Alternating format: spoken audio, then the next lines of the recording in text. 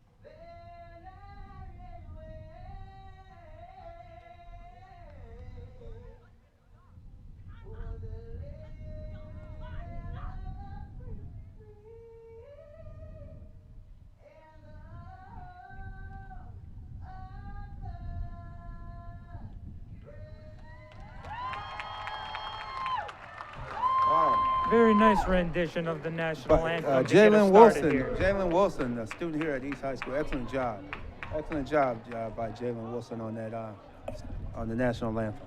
Great job indeed. It's great to see the students getting involved, even for little things like that, George. Whether it's expressing your talent, singing the national anthem. We've got a lot of students volunteering, running our cameras today. So yes, it's always a good thing to see. And also kids out there. give a call. Talk to Todd Hall at down at City School District, or ask your some of your teachers to get in contact if you have an interest in being a camera person or on-air personality or something involved in the television world.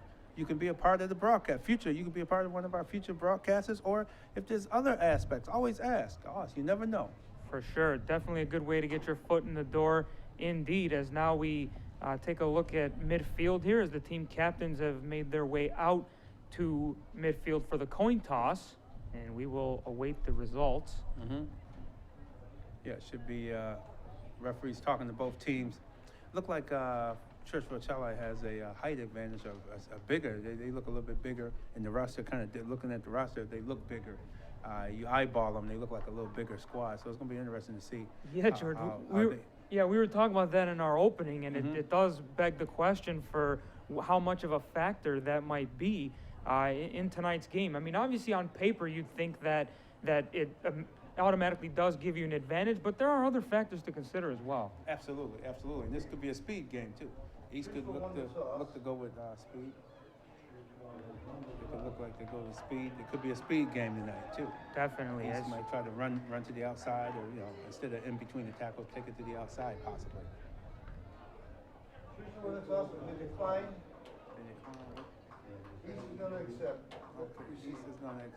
So yes, the Churchville-Chili Saints win the coin toss. They have elected to kick to start things off, which means obviously the Eagles will get the ball.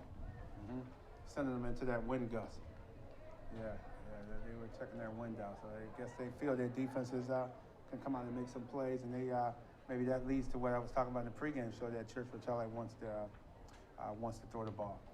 Yeah, so they'll go against the wind. Of course. And would you say, George, and this isn't limited to just high school football, but are you in favor of electing to kick the ball first, solely so you can get the ball in the second half starting off? Do you think that is like a better strategy, or?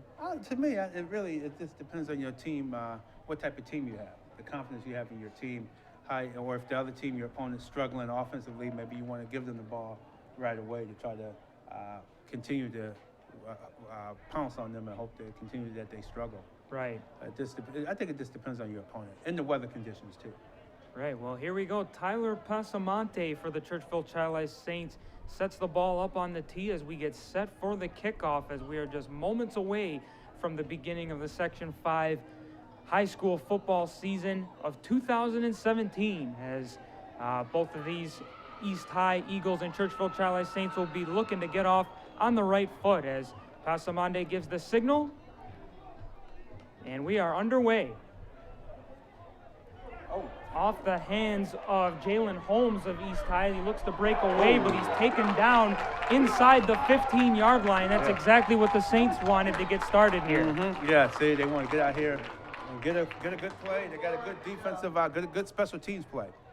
That's right. So the Eagles will now have to operate with bad field position to start off, but of course now the only thing that goes from here is what they do next, and we'll see what kinds of plays they run and what they can generate here moving forward. Yeah, Jadavon James Simmons is the starting quarterback. See what Jadavon's going to do here. Right. Spread formation. 1st and 10 from the 15.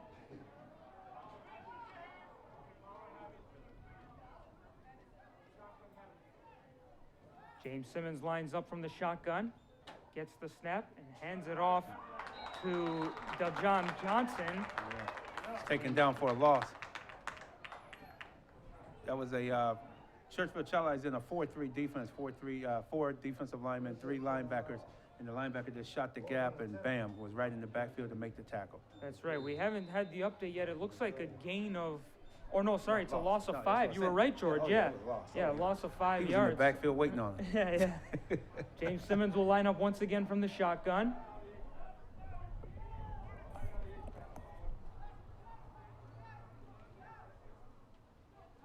He gets the snap, goes once again up the middle. I couldn't catch the number on who that was, but it looked like he may have gained a yard or two, but not a whole lot, and it doesn't really help them out in this situation as we move to 3rd down, 3rd and 15. And those gold numbers on that purple background is not helpful for anybody in the press box trying to figure out who, Right. what number, who's who on that east side there. Yeah, he was stopped for virtually, really, no, looked like no gain. That's what they're saying on the scoreboard as they've marked it down at the 10-yard line. Once again, 3rd and 15. James Simmons, once again from the shotgun.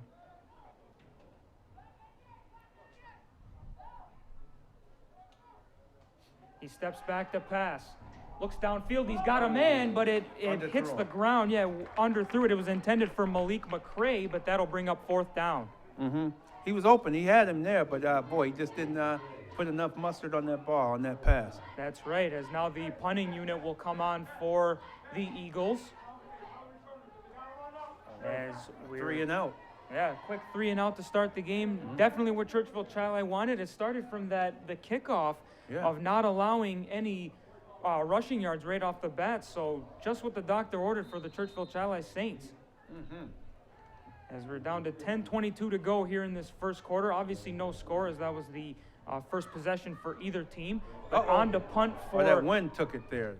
And it's punted up by Andre Jenkins. It gets to about the 40 where it's fielded by Corey Powell, who's going down the sideline and out of bounds just ahead of the 20-yard line. May have gone out at the 23, but that'll be good field position for the Saints. Yeah, and you saw how that wind is. It just took it from the snap. The ball just kind of fluttered back to the punter. He had to adjust to it, get a hold of it. And that was an excellent kick that he made under the circumstances. That's right, George. You definitely did your homework coming into this, because you had mentioned that as well in the pregame, the wind being a factor. And in the first couple of plays, we've already seen it, as now the Saints will line up. I think they're going to be passing. I think they want to pass the ball. Right. Jaron Ingram loses the ball on the snap. Now he rushes it himself.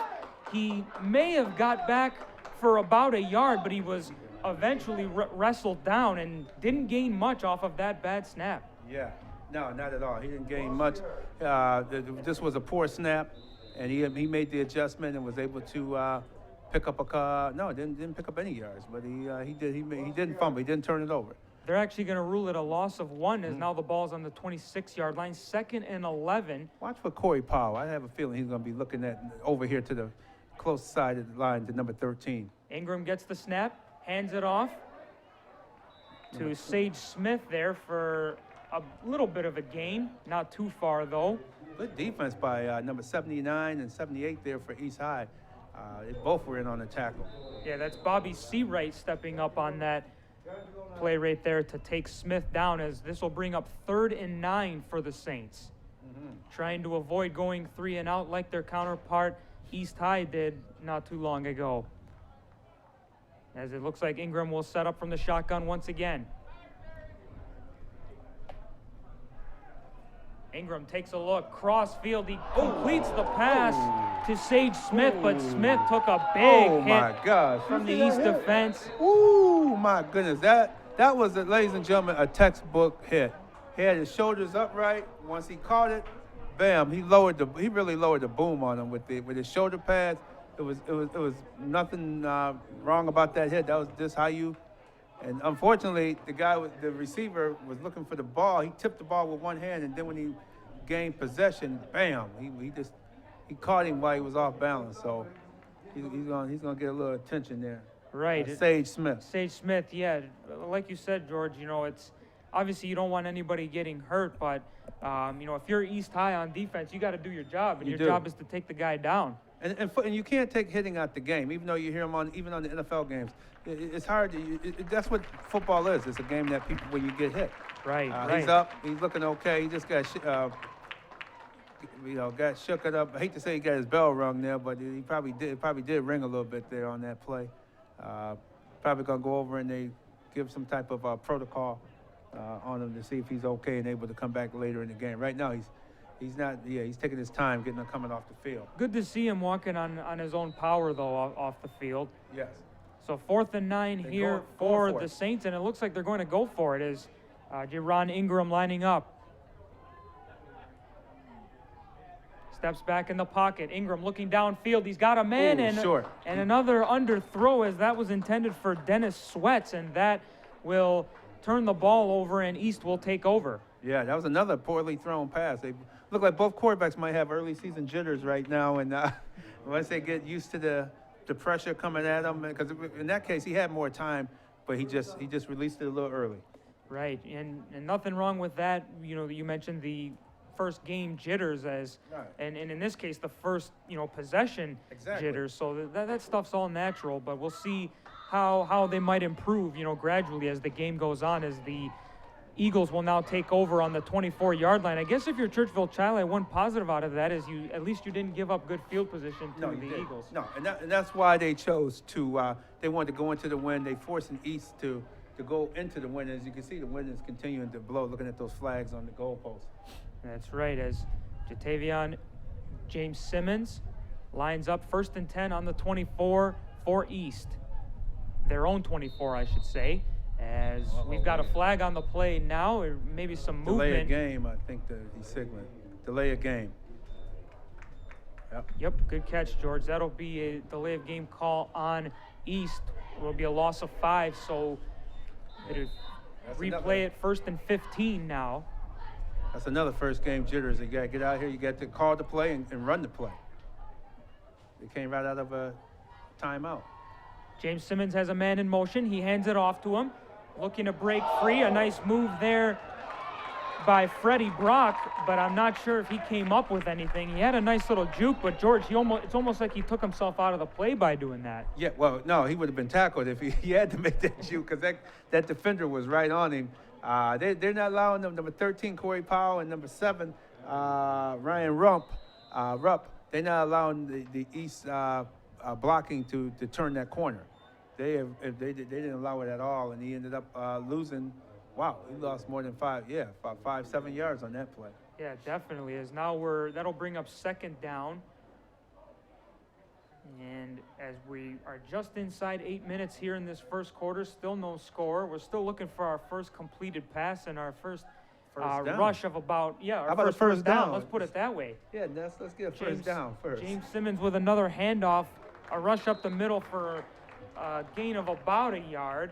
But once again, the Saints doing a great job blocking, putting that wall up, and not allowing much room for East to work with. No, not at all. They're a stout defensive line. Those guys are kind of big. The Churchville-Chili, he's 210 pounds, 6 foot. He's playing almost like a nose guard. You got number 79 right next to him. He's a big guy. Will Zimmerman, he's 290. Wow, he's almost 300 pounds. 3rd and 13 from the 18-yard line. James Simmons takes the snap. He steps back. He looks down the sideline. He's got Jalen Holmes making the catch and a gain, but they're going to be short of the first down, so the punting unit will come on for East. And hope that pass is now take away some of the jitters. He got a completed pass now. They had a couple of running plays there, so hopefully that can get the East offense a little bit going. But now they're going to have to punt the ball back to Churchville-Chili. Yeah, sometimes that's all it takes, especially for a guy like James Simmons. Maybe once he completes one, then his confidence is back and he's ready to go. But Andre Jenkins get ready to punt. Jenkins gets the snap. Pretty good. It's beyond the 50-yard line, fielded there by the Saints. That's Andrew Curtin gaining about 5 yards after receiving that. He ran into his own man coming back trying to block for him, actually knocked him down, actually. So that was an unfortunate block there by his teammate. So the Saints will take over at the 50-yard line. We're down to 6:53 remaining in the opening quarter. Still no score, still no first downs. We do have our first completed pass, though. That's right, we do. Thank goodness for that. Back onto the field comes Jaron Ingram for the Saints. Oh, we got look like East might have jumped. I think they're gonna call offsides on East because it caused the offensive to jump as well. Yeah, we get the official signal from the referee. It's offsides on East High, so it'll move to replay first down. It'll be 1st and 5 for the Saints.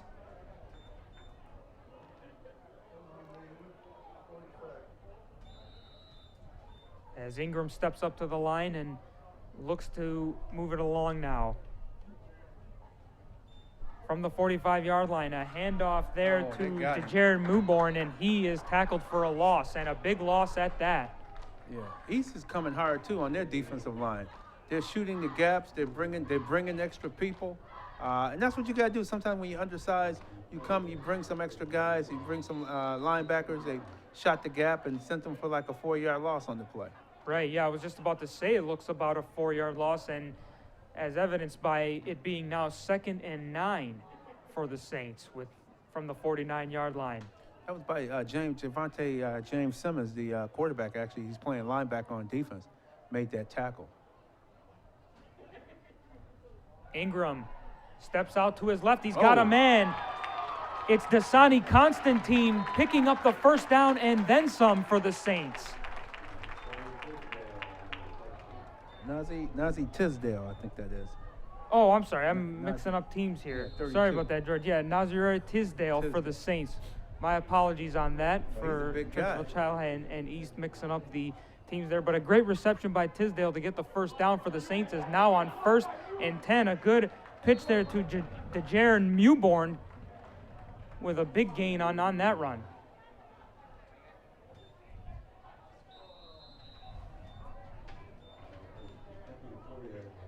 That was a nice run. 2nd down and 2. There's a fumble off the snap. Ingram gets hit up high. He does muscle his way forward. We have a flag on the for play. a little bit. Yes, and there is a flag. We'll await the signal from the referee. His center having trouble getting that ball to him. Yeah, it was a bit of an awkward snap, as here we'll take a look at the referee's call. Face masking on East. That's too bad because the East had him, and somebody got a little excited and grabbed the face mask. So that's 2 big penalties on this drive, offsides, and now you got the 15-yard, the major penalty, takes it inside the 20, so now they're in the red zone. That's right. Moving the chains they are as Ingram sets up from the shotgun. The snap, Ingram looks to his right. He goes up to the end zone, and it's just slightly overthrown, but there may be some pass interference there, and we do have a flag. Yeah, both guys were jockeying. I don't know. They were jockeying for position out there. I don't know if you could throw the flag like that. I might have let that one go because they both were going at it. We'll see what the call is. It's going to be pass interference on East. So that would have been better if he called it a holding penalty, if anything. Pass was intended for Dennis Sweats. It didn't quite look like it was going to get to the end zone, but then sure enough, he overthrew it. Right. That's why it's kind of difficult to make a call because he's saying, could he adjust it? I don't think he could have made an adjustment to even get to that ball. So it'll be first down once again for the Saints, and this should take us, it'll now be 1st and goal for the Saints as the ball has been placed just inside the 10-yard line. Yes, indeed, inside the 10, wow.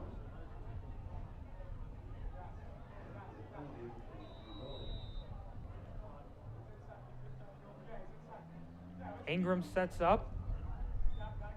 And a handoff up the middle to Mewborn. Mewborn tripped up and then eventually ruled down for a loss of about a yard or 2. Yes, number 51 made a nice stop there. Charles Brown, nice play.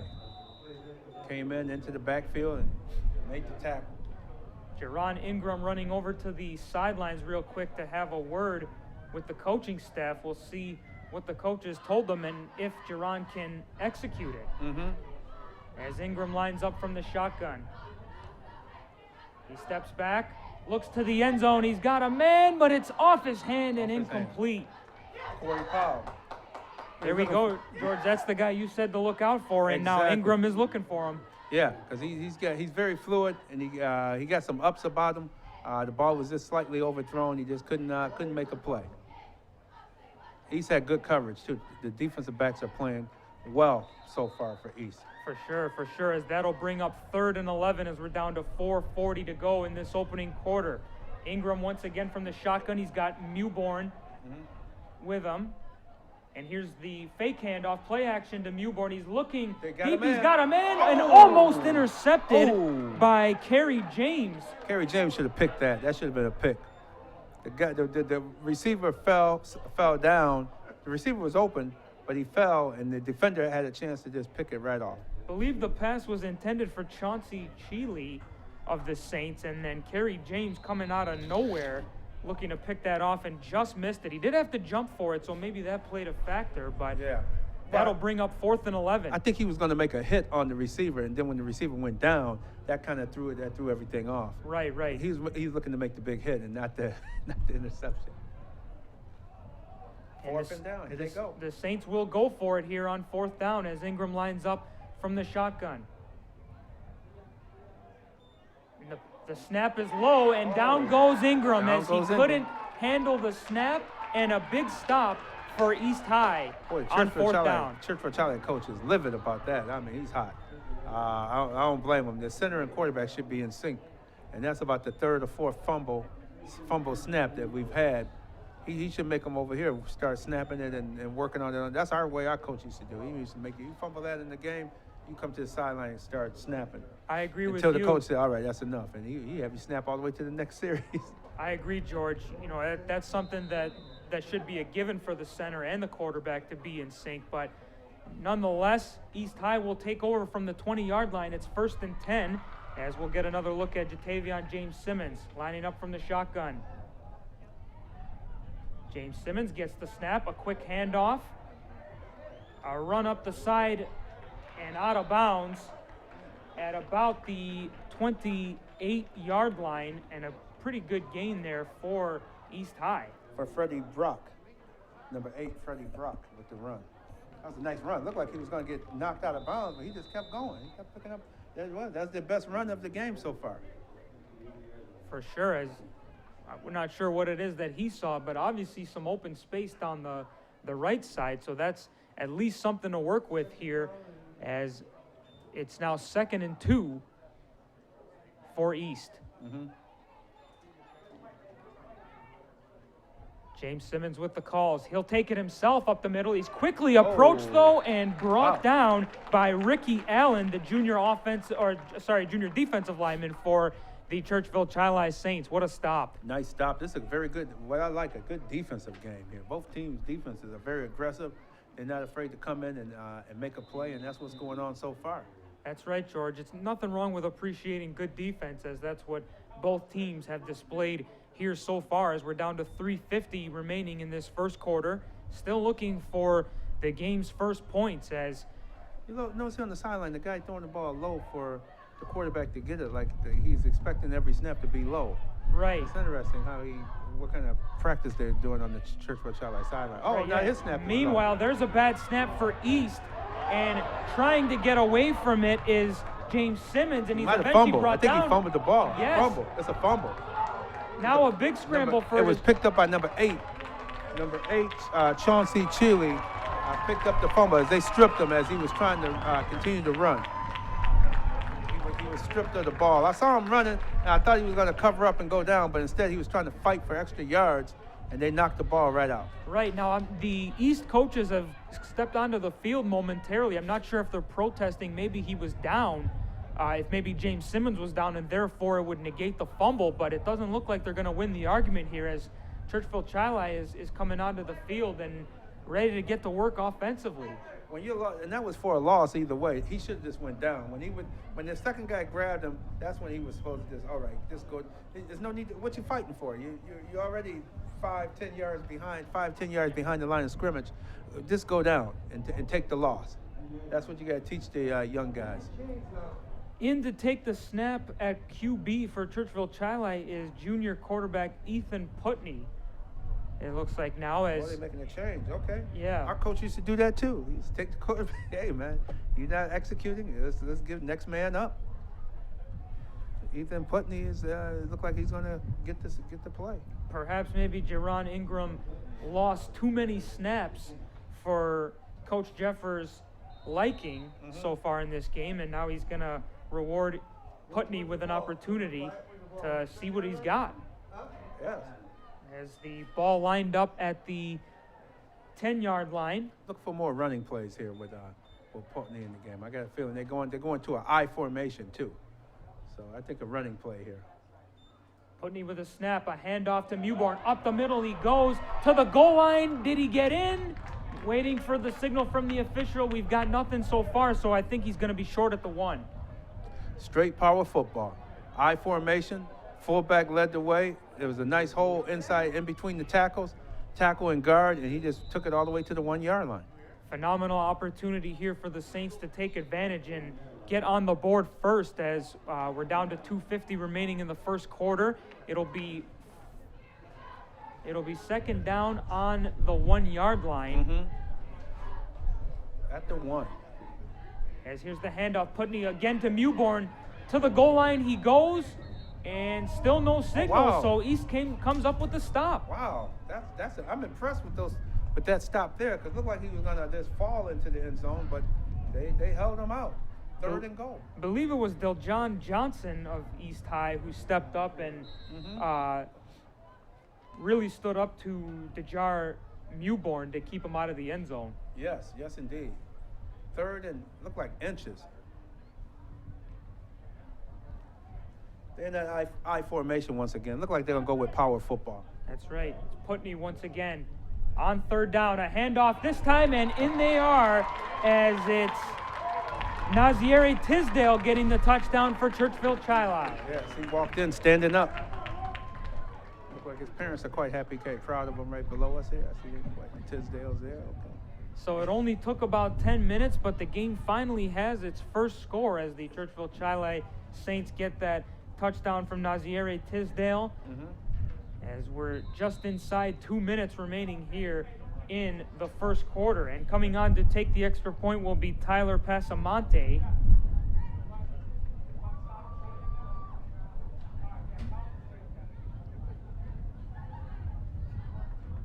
The kick is up, and it's good. Good.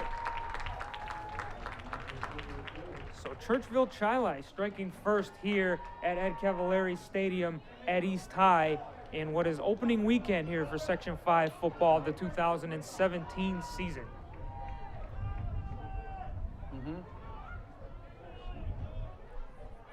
All right. And now they got kickoff. It's getting windy. Boy, it's getting darker too. Look like we might have some. That flag, that American flag, is waving quite briskly all of a sudden. Yeah, and those watching and listening here can probably hear it being picked up on the ambient mic sound. We're trying to keep it to a minimum so it doesn't affect your ability to hear the game, of course, but we also want you to hear some of the sound effects going on. Exactly. So we're trying to balance it between both. But that was power football. The turnover set it up, and that might be what's going to be the difference in today's game, turnovers. That could be it.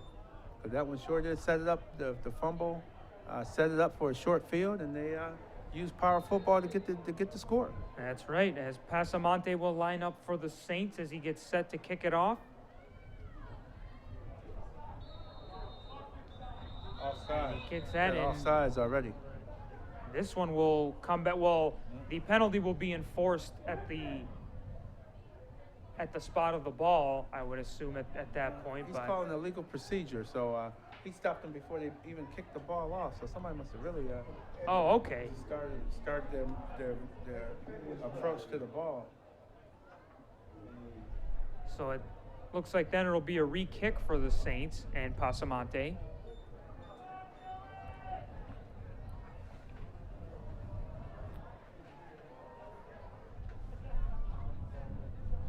Well, we'll try this again. Tyler Passamonte lining up to kick it off after his team had just gone up 7-0 here in the first quarter against the East High Eagles.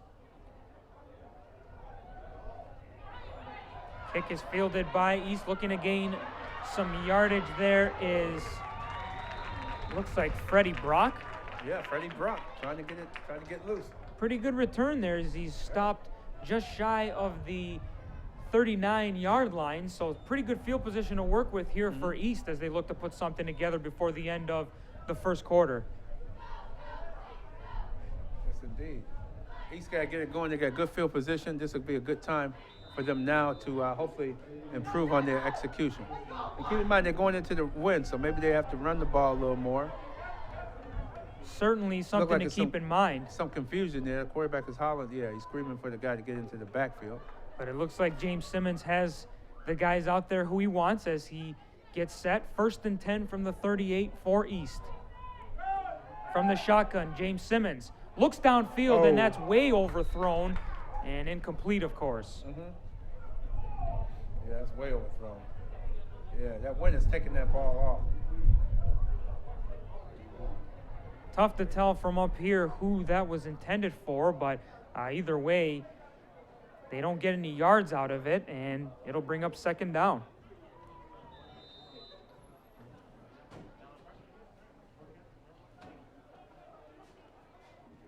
From the 38, James Simmons. He's got 4 wide receivers.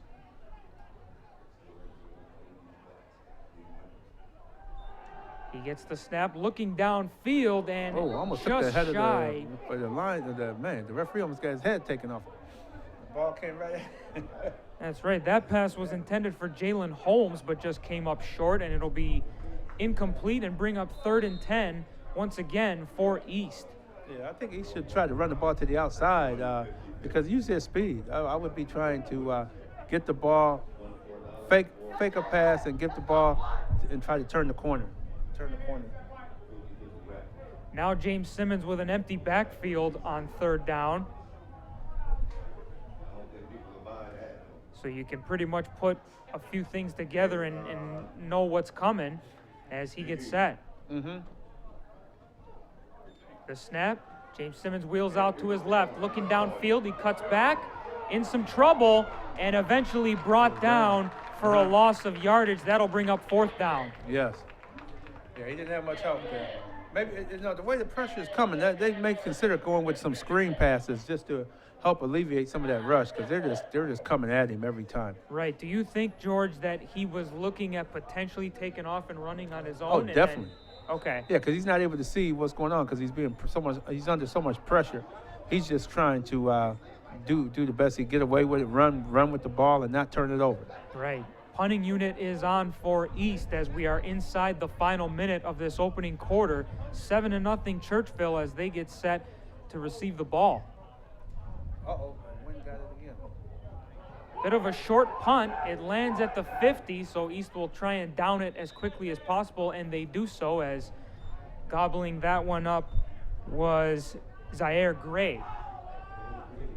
So Churchville will take over from East's 48-yard line, and we'll see what they can do with time winding down in the first quarter. Obviously, they'll still maintain their possession going on in the second quarter, but they'll have to switch to into the wind. So you can pretty much say that they're going to be wanting to, try and move as far as possible and maybe even score before that in that 42 seconds. Exactly. Putney's still in the game at QB as he takes the snap and drops back. Runs to his right, but then he's quickly gobbled up into the pressure that was coming, and that'll be a big loss for Churchville. Yeah, that was really surprising. I thought they would run the ball. They go back to that power football formation and run out of that eye, which they've had success on the last drive. But it looked like they're gonna run the clock out. Yeah, as the ball is now back into Churchville's own end on their 45-yard line.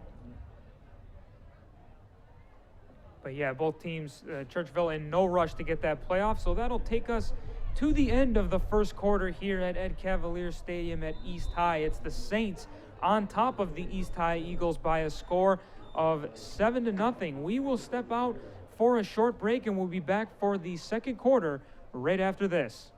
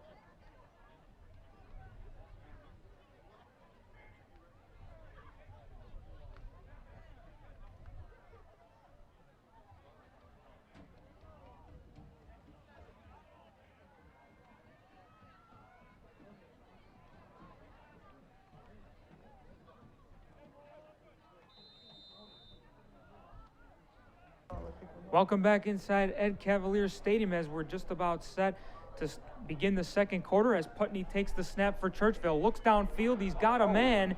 It is complete to Terrence Wilson, I believe. He may have picked up a yard or two, but then he got wrestled to the ground by the oncoming East defenders. Yes, I think that was Mike Mule. Mike Mule, number 21 for. Who made the catch? Yeah, sorry, I saw a 1 in the number. I wasn't sure if it was Terrence or Mule, but. Oh, that's why I'm here. We got a couple of 4. We got to get as many eyes on it as possible. You got it, George. Football is such a fast game. My goodness, and the plays happen quickly. Yeah, he took a shot there. It looked like he's coming out. He's okay, but he's coming out. They're bringing him out, putting someone else in the game on this next play. Yeah, I guess that was confirmation as we got a shot of the sideline there that it was Mike Mule making the catch and walking off on the sideline. So that'll bring up third and 15 for Churchville. And we've got the play stopped here.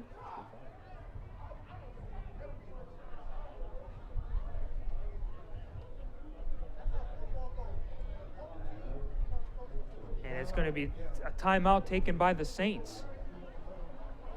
Coaching staff or somebody down there didn't like what they saw and wanted to take a second here to get reorganized. This would certainly be a big first down conversion for the Saints if they are able to convert, but with 15 to go, it might be asking for a lot. Oh yeah, could easily be asking an awful lot. Third and 15, East is playing good ball, good defense. So it should be interesting. This might be, but now keep in mind, Churchville-Chil is now going into the win. So now those passes are not going to be as precise as before. That's right. That's something we were mentioning all first quarter. So we'll see how it might benefit East going forward. But either way, here's Putney on third down, lining up from the shotgun. He's got 3 wide outs as he steps back. And now he'll go forward, looking to pick up some yards. He does. Close to the first down. I think he's going to come up short. Just short. I think he's going to come up just short of the first down. They may even go for it on 4th and 1. I would say so. At that point, if after a big play by Putney like that, you might as well let him finish what he started there, as we're waiting for an official signal from the official. Well, they put the ball down, so it is going to be short. Yeah. 4th and about 2 yards. I think it's less than 2. Yeah, it is. It's probably like 1.5 if we're trying to be ultra precise. But either way, it's 4th down with a little to go. Let's see what Churchville's got as Putney takes the snap, a handoff up the middle, and they get the first down and then some. To the 20, to the 15, 10, and into the end zone goes Mike Muley. Yes, and he broke containment and he was gone. Broke the containment. That usually happens. East got a good push inside. They missed him in the backfield. He broke it to the outside and was gone. So a little bit of a risk taken by Churchville-Chili, but sometimes you've got to take that risk to get a big reward, and that's what they did here. And now they're sitting a little bit more comfortably with that 13 and assumingly 14 to nothing lead as we get set for them to take the extra point here. But what a run by Mike Muley, and a great play call, I should say, by the Churchville offense.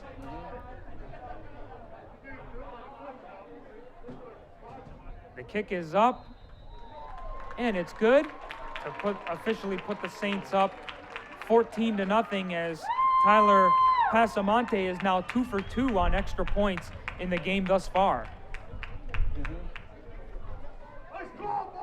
Yeah, 14-0 is going to be a tough little uphill climb for East, especially going into the win.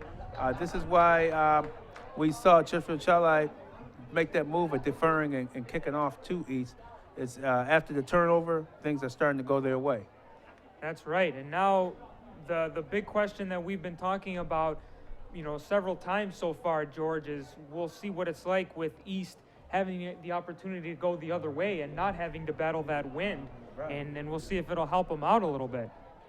Well, Churchville-Chili have their cheerleaders doing push-ups for each point. Wow, they just did 14 push-ups over here. Wow. I'm not sure what that's all about. Maybe it's they look like they're in good shape. They did them rather easily too. Maybe it's an agreement the cheerleaders made with the players. They said every touchdown you guys score, we'll do, or however many points you get on a particular play, we'll do that many push-ups. Yeah. All right, we'll pass Passamonte back onto the field for Churchville to kick this one off as we're down to 10-11 10-11. remaining in the second quarter with the Saints up 14-0.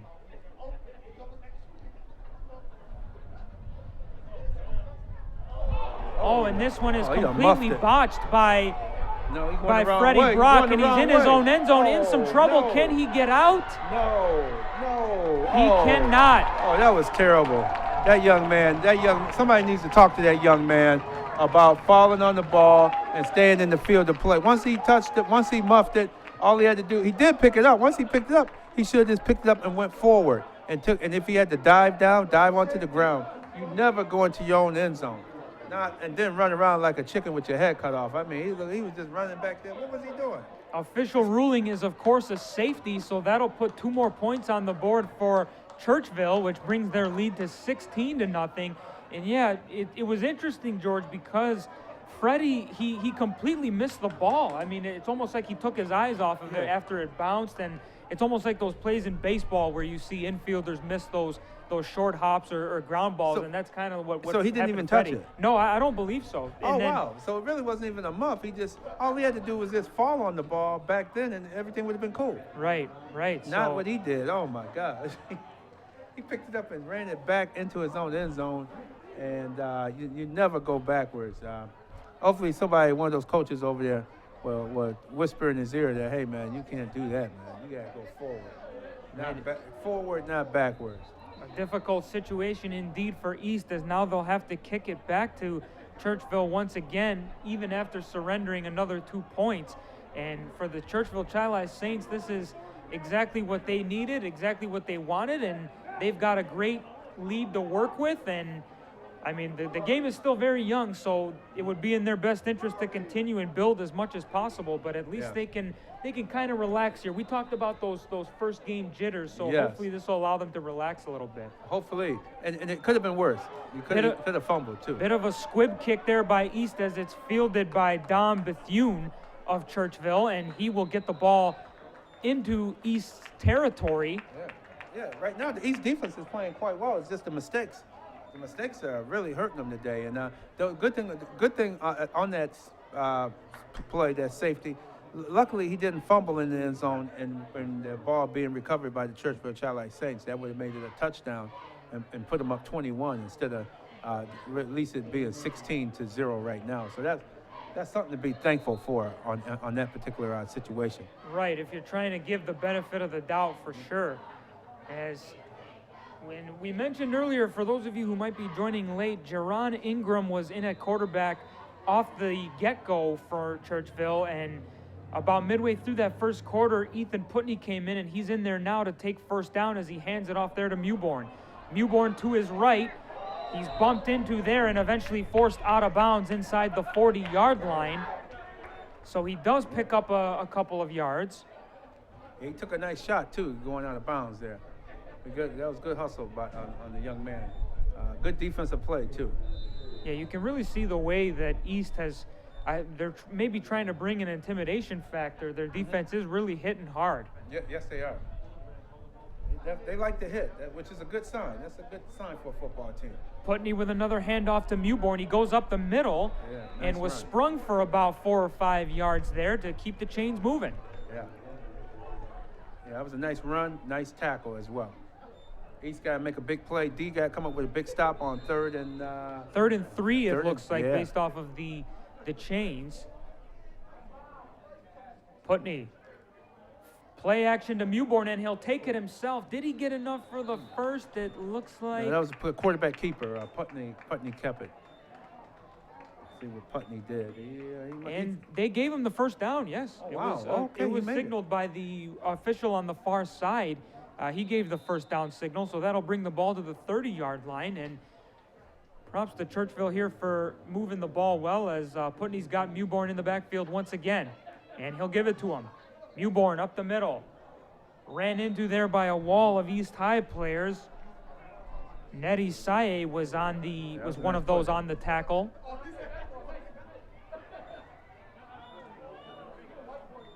And they are going to give Mewborn a gain of 1 on that play, with the ball now on the 29-yard line, as this will bring up 2nd and 9. 8:38 remaining here in the second quarter. 16-0 Churchville. Putney looking deep. He's got a man, and it's intercepted. The pass was intended for Dennis Sweats, and it was picked off by Kerry James, and we saw him miss an opportunity earlier in the game in the first quarter of a great interception, but he made no mistake on that one. No, he redeemed himself on that play.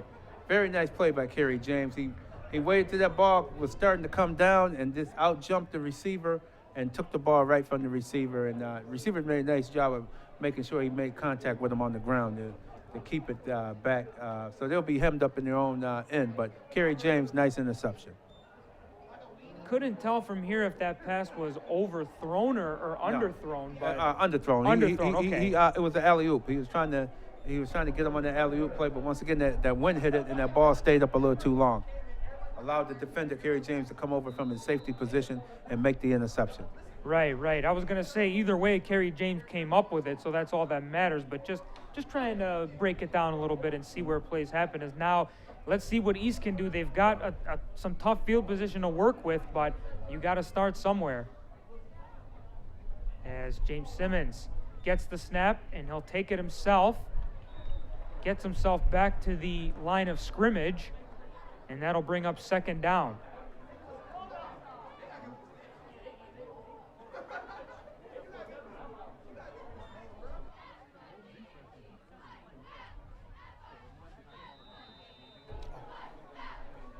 So they are going to give James Simmons a gain of 1 on that last play. That'll bring up 2nd and 9 for East. Yeah, they backed up in their own zone at their own 6-yard line, so they don't want to be too fancy down at their own goal line.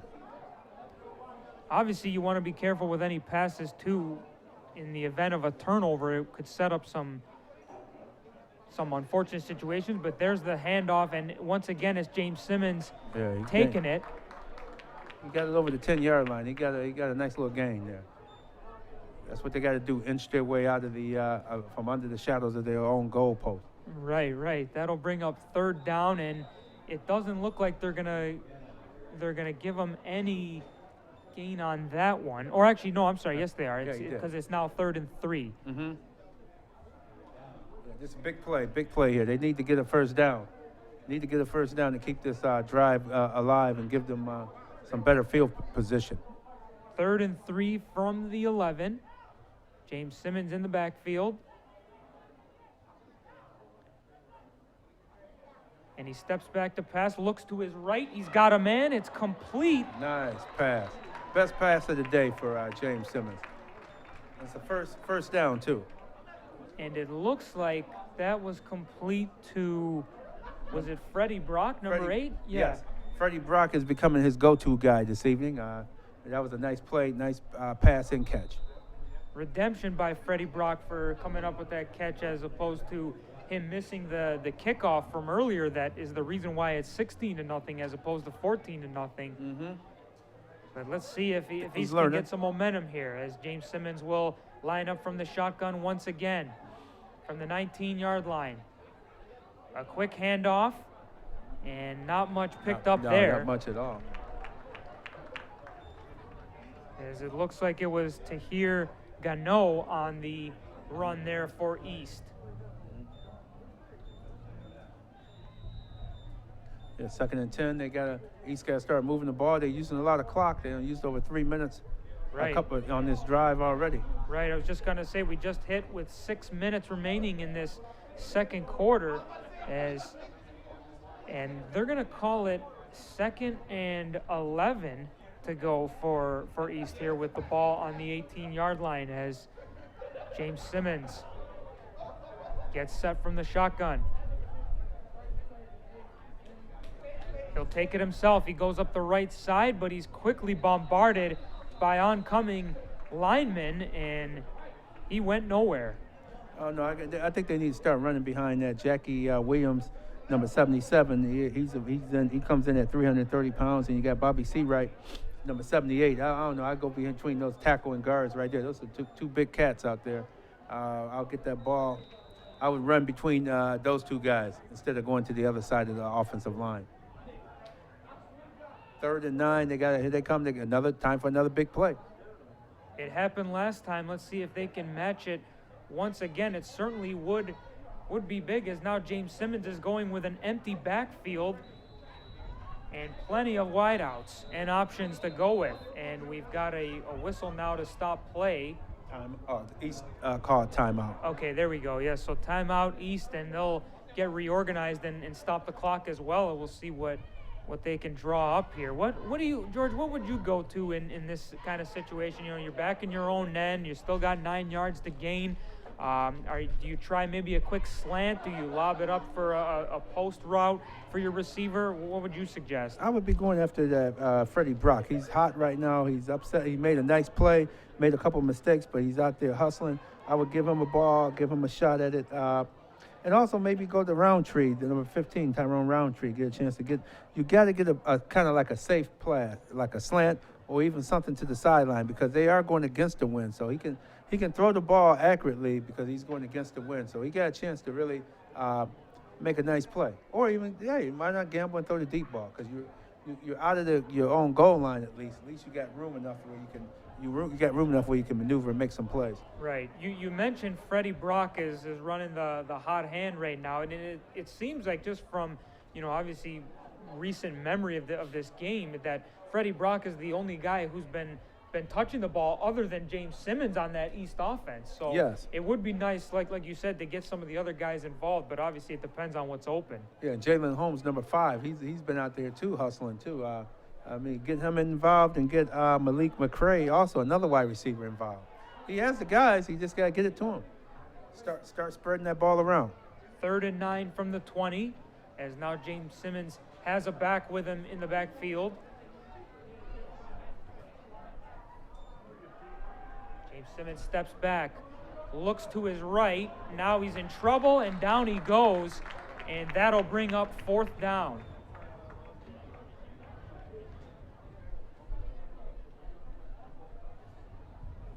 Couldn't tell from here who was on the tackle for Churchville-Chili, but whoever it was did their job, and the Churchville defense did their job on that series of downs. Yeah, they might have to roll him out the pocket a little bit in the second half.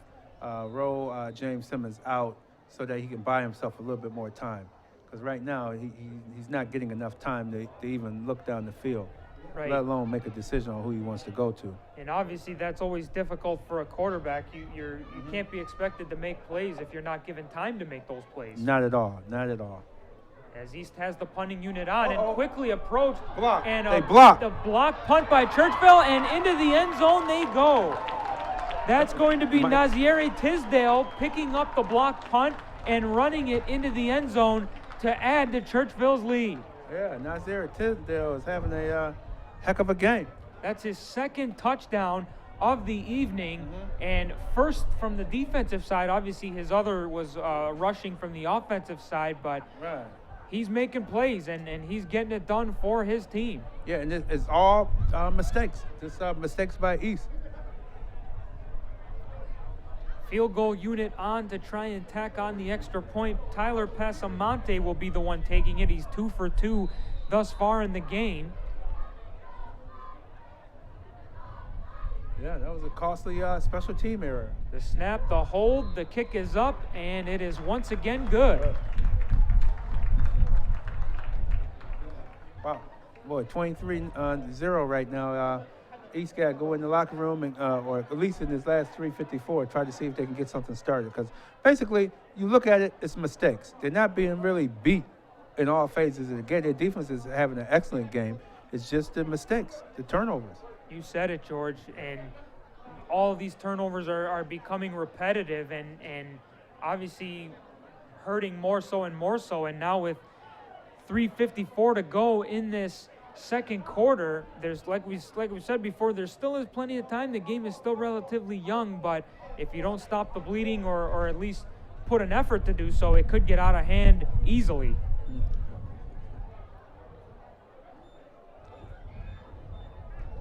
As the kicking unit will be on now for Churchville, Passamonte will look to send it as far as he can go as he's getting it into the wind. There's an American flag right in front of us in the booth that's been constantly blowing to our left, and it's been standing straight up. That means the wind has been howling pretty well for a good chunk of this game. Oh, yeah, and it's only getting worse now. You're getting a lot. You got winners getting there. The lights are starting to take effect on the field. So we're starting to get into a night game. Passamante sends it down the field, and Brock Oh. picks it up. He makes a nice move, and he makes another nice move, avoids some tackles. He's past the 50, look at to him. the 40, the 30, the 20, down to the 10, and into the end zone. Oh, my God. And Freddie Brock, after botching the last kick return that ended up in a safety for Churchville, a safety against his team, goes the distance this time around and gets East High on the board. And then most importantly, I thought he was going to fumble the kickoff again, but he picked it up like a shortstop. It was on one hop, and it bounced like right beside him. He picked it up right in stride, and he went right up the middle. And man, I don't know how he got out of that wave of players there at midfield. When he cut to the outside, I thought they were going to trip him up, but not so. Maybe that's why the quarterback been trying to get the ball in Freddie Brock's hands, because he sees he's lightning in a bottle. That's what I'm saying, George. A couple of great moves right at about the 45, 50-yard line was where he made them. And I would say we didn't see exactly where he had picked it up from, but that had to at least have been a 70-yard return for Freddie Brock. And that's the kind of thing you need to get your team back into a game. And Yes, indeed. now it looks like, are they going for two here, Easton? Yes, they are. Yes. Okay, yeah. They're going for two. Jatavion James Simmons is on the field. Easton burns their second timeout of the half. Okay, yeah, as you see the coaching staff making their way out there to have a word with some of the guys. Guys were a little too excited, I think. So they must didn't have the play down because he had to call time, or it would have been delay a game. Definitely easy to get excited after a play like that. A 70-plus yard return by Freddie Brock to get your team's first touchdown of the game. But yeah, it's also equally important to make sure you maintain your composure and focus on what's next. Exactly. What's next is the key. What's next? Now they got to execute on this 2 points, and hopefully they can get the 2-point conversion. Then come back out, get a defensive stop, and maybe get a chance to get another score on the board before halftime. That's right. Every little of it would certainly help as James Simmons leads his team onto the field looking for that 2-point conversion as he lines up from a shotgun.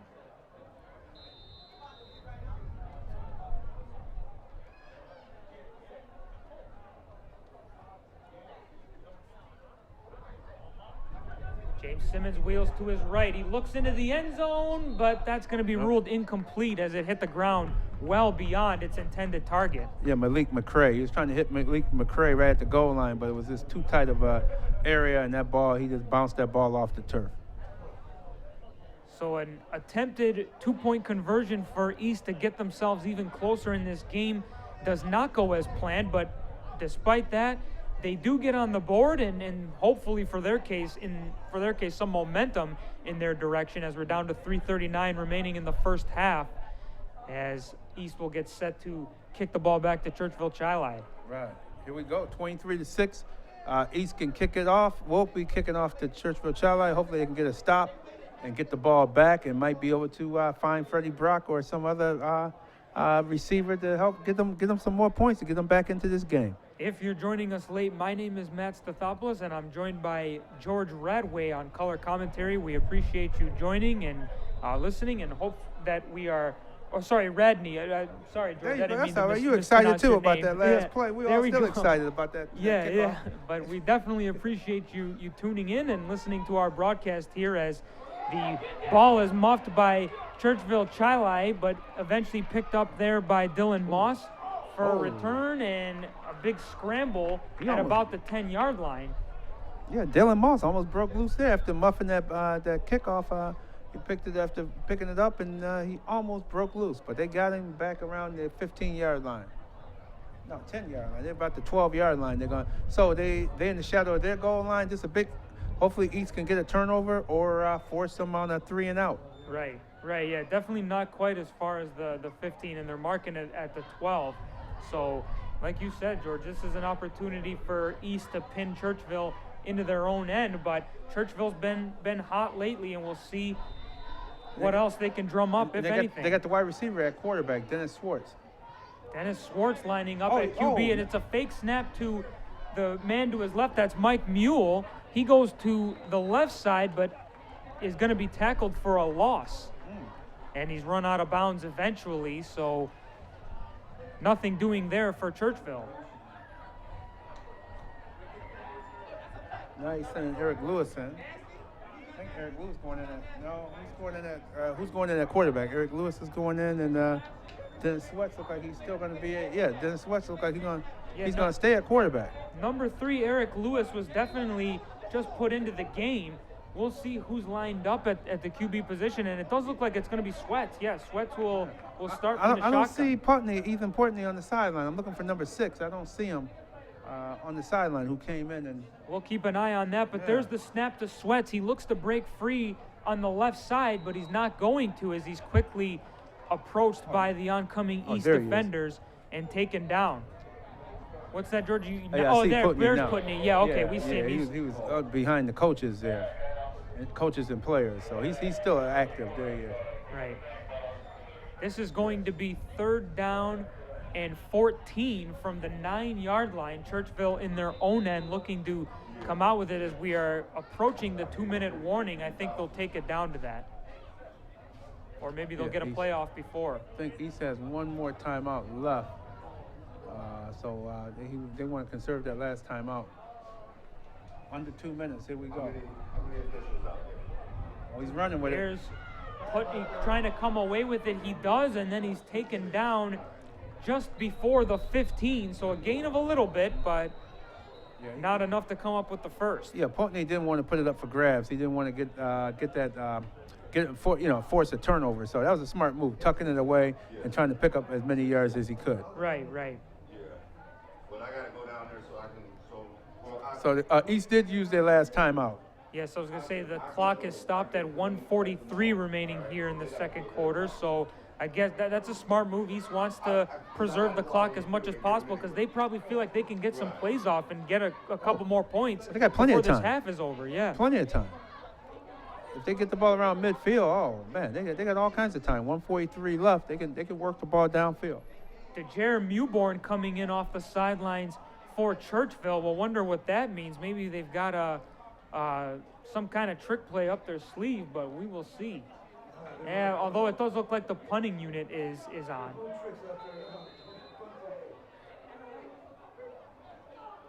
Ryan Rupp is lining up in the punter's position, but then again, Dennis Sweats is the shallow guy. Mm-hmm. The snap goes to Rupp, and he will kick it away. Fielded there by Brock. Oh, here he comes again. Makes his way to his right, but he's tripped up at the 40-yard line. That's a great play by DeJare Mewborn. Not only is he a running back, but he can make plays defensively as well. That's what you got to do. I think Churchville-Chili Saints were on their toes. They saw Brock with the ball, and they said, hey, he's not going to score this time.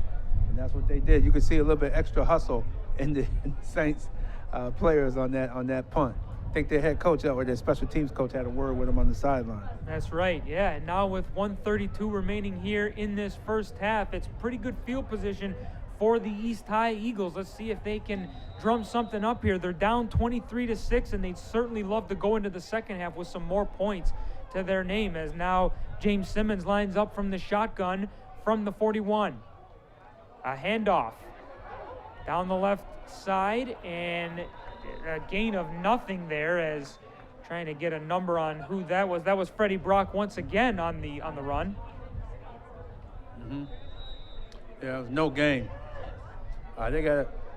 I'm surprised they're taking their plays are taking too long to develop. They got to just do like a power sweep or something where they can just take off rather than do that extra. It's taking too much time. Right. We'll see what they got here as James Simmons once again. 2nd and 10 from the shotgun. Wheels to his right, gets hit as he throws. He's got a man though, and it's complete nice for the first down.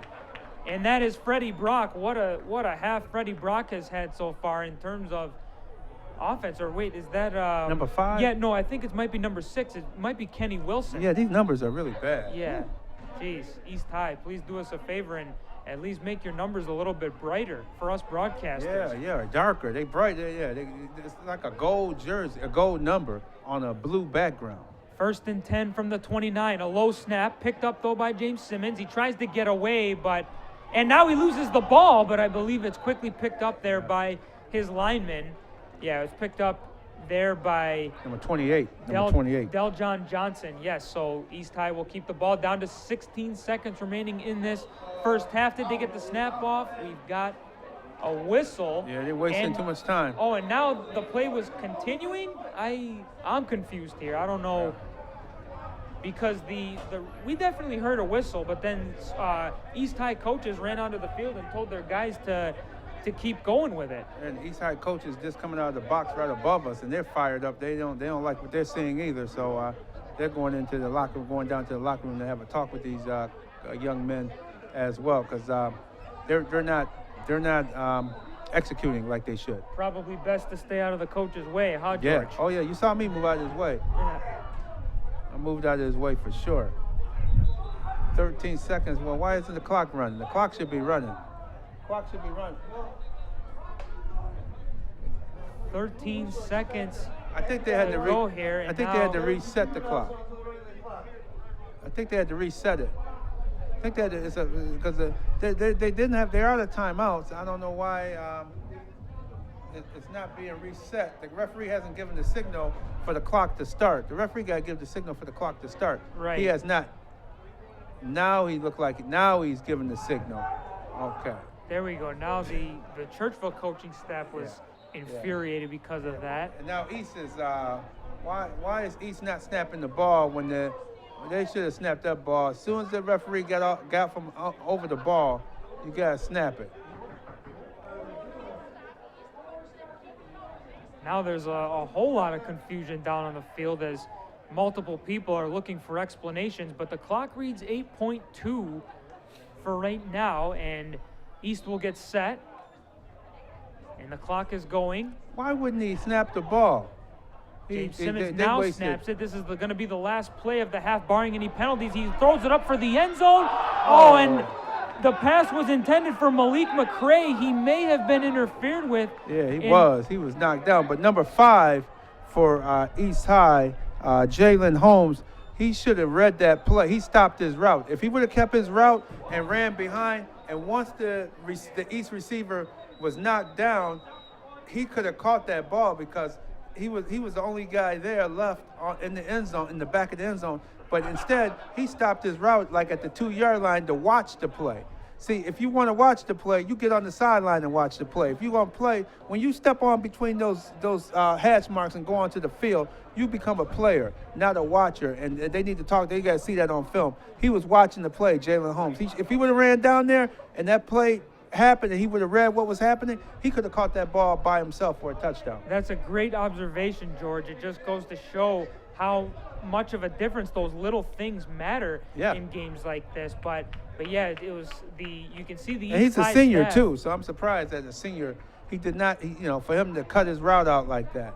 And they're arguing about the clock. It was a problem with the clock. Right. But I think they were also arguing they wanted a pass interference call on that last play. Right. But obviously they didn't get it, and that has taken us to halftime here at Ed Cavalieri Stadium at East High. It's the Churchville-Chili Saints on top of the East High Eagles by a score of 23-6. For George and myself, we will see you at halftime, for the start of the second half after a brief message from our sponsors.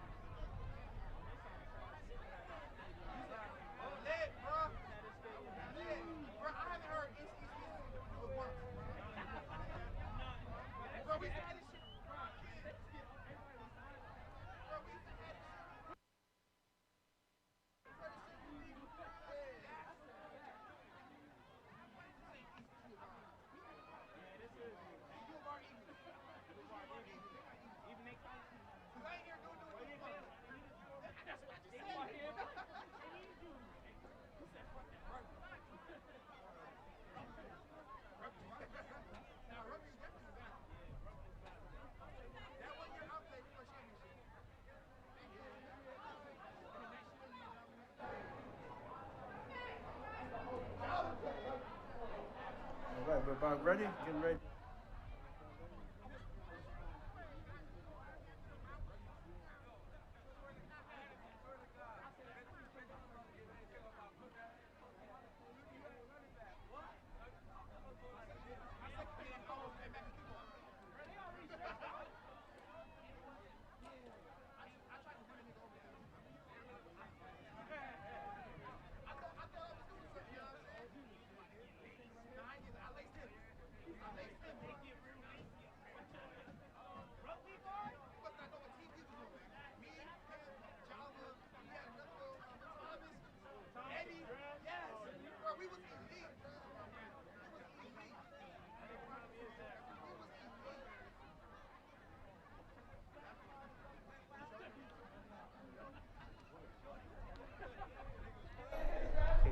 Five, four, three, two, one.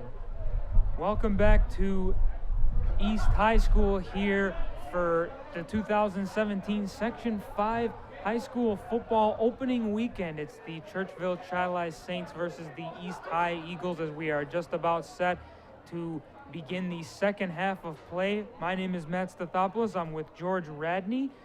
George, 23-6 Yes. for Churchville-Chili so far. I think it's pretty self-explanatory with the reasons why the score is that way.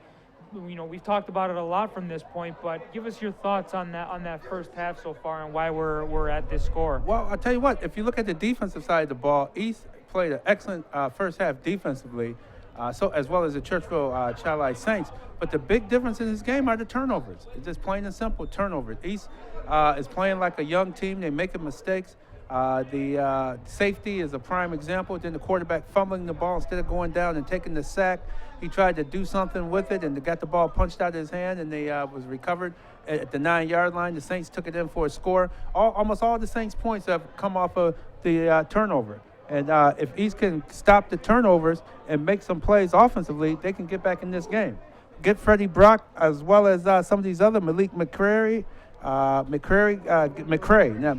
Get him involved in it. Jalen Holmes, get him involved. And of course, Freddie Brock, who's really leading the way. They got to continue to sustain an offensive drive, get a few big plays in, and who knows, maybe even get a turnover or two to get back in this one. How would you evaluate Jatavian James Simmons' game so far, the quarterback for East? He's had some good looks, but obviously those turnovers have been a factor as well. What are your thoughts on him? Well, my thoughts on him right now is a little bit antsy, a little bit uptight.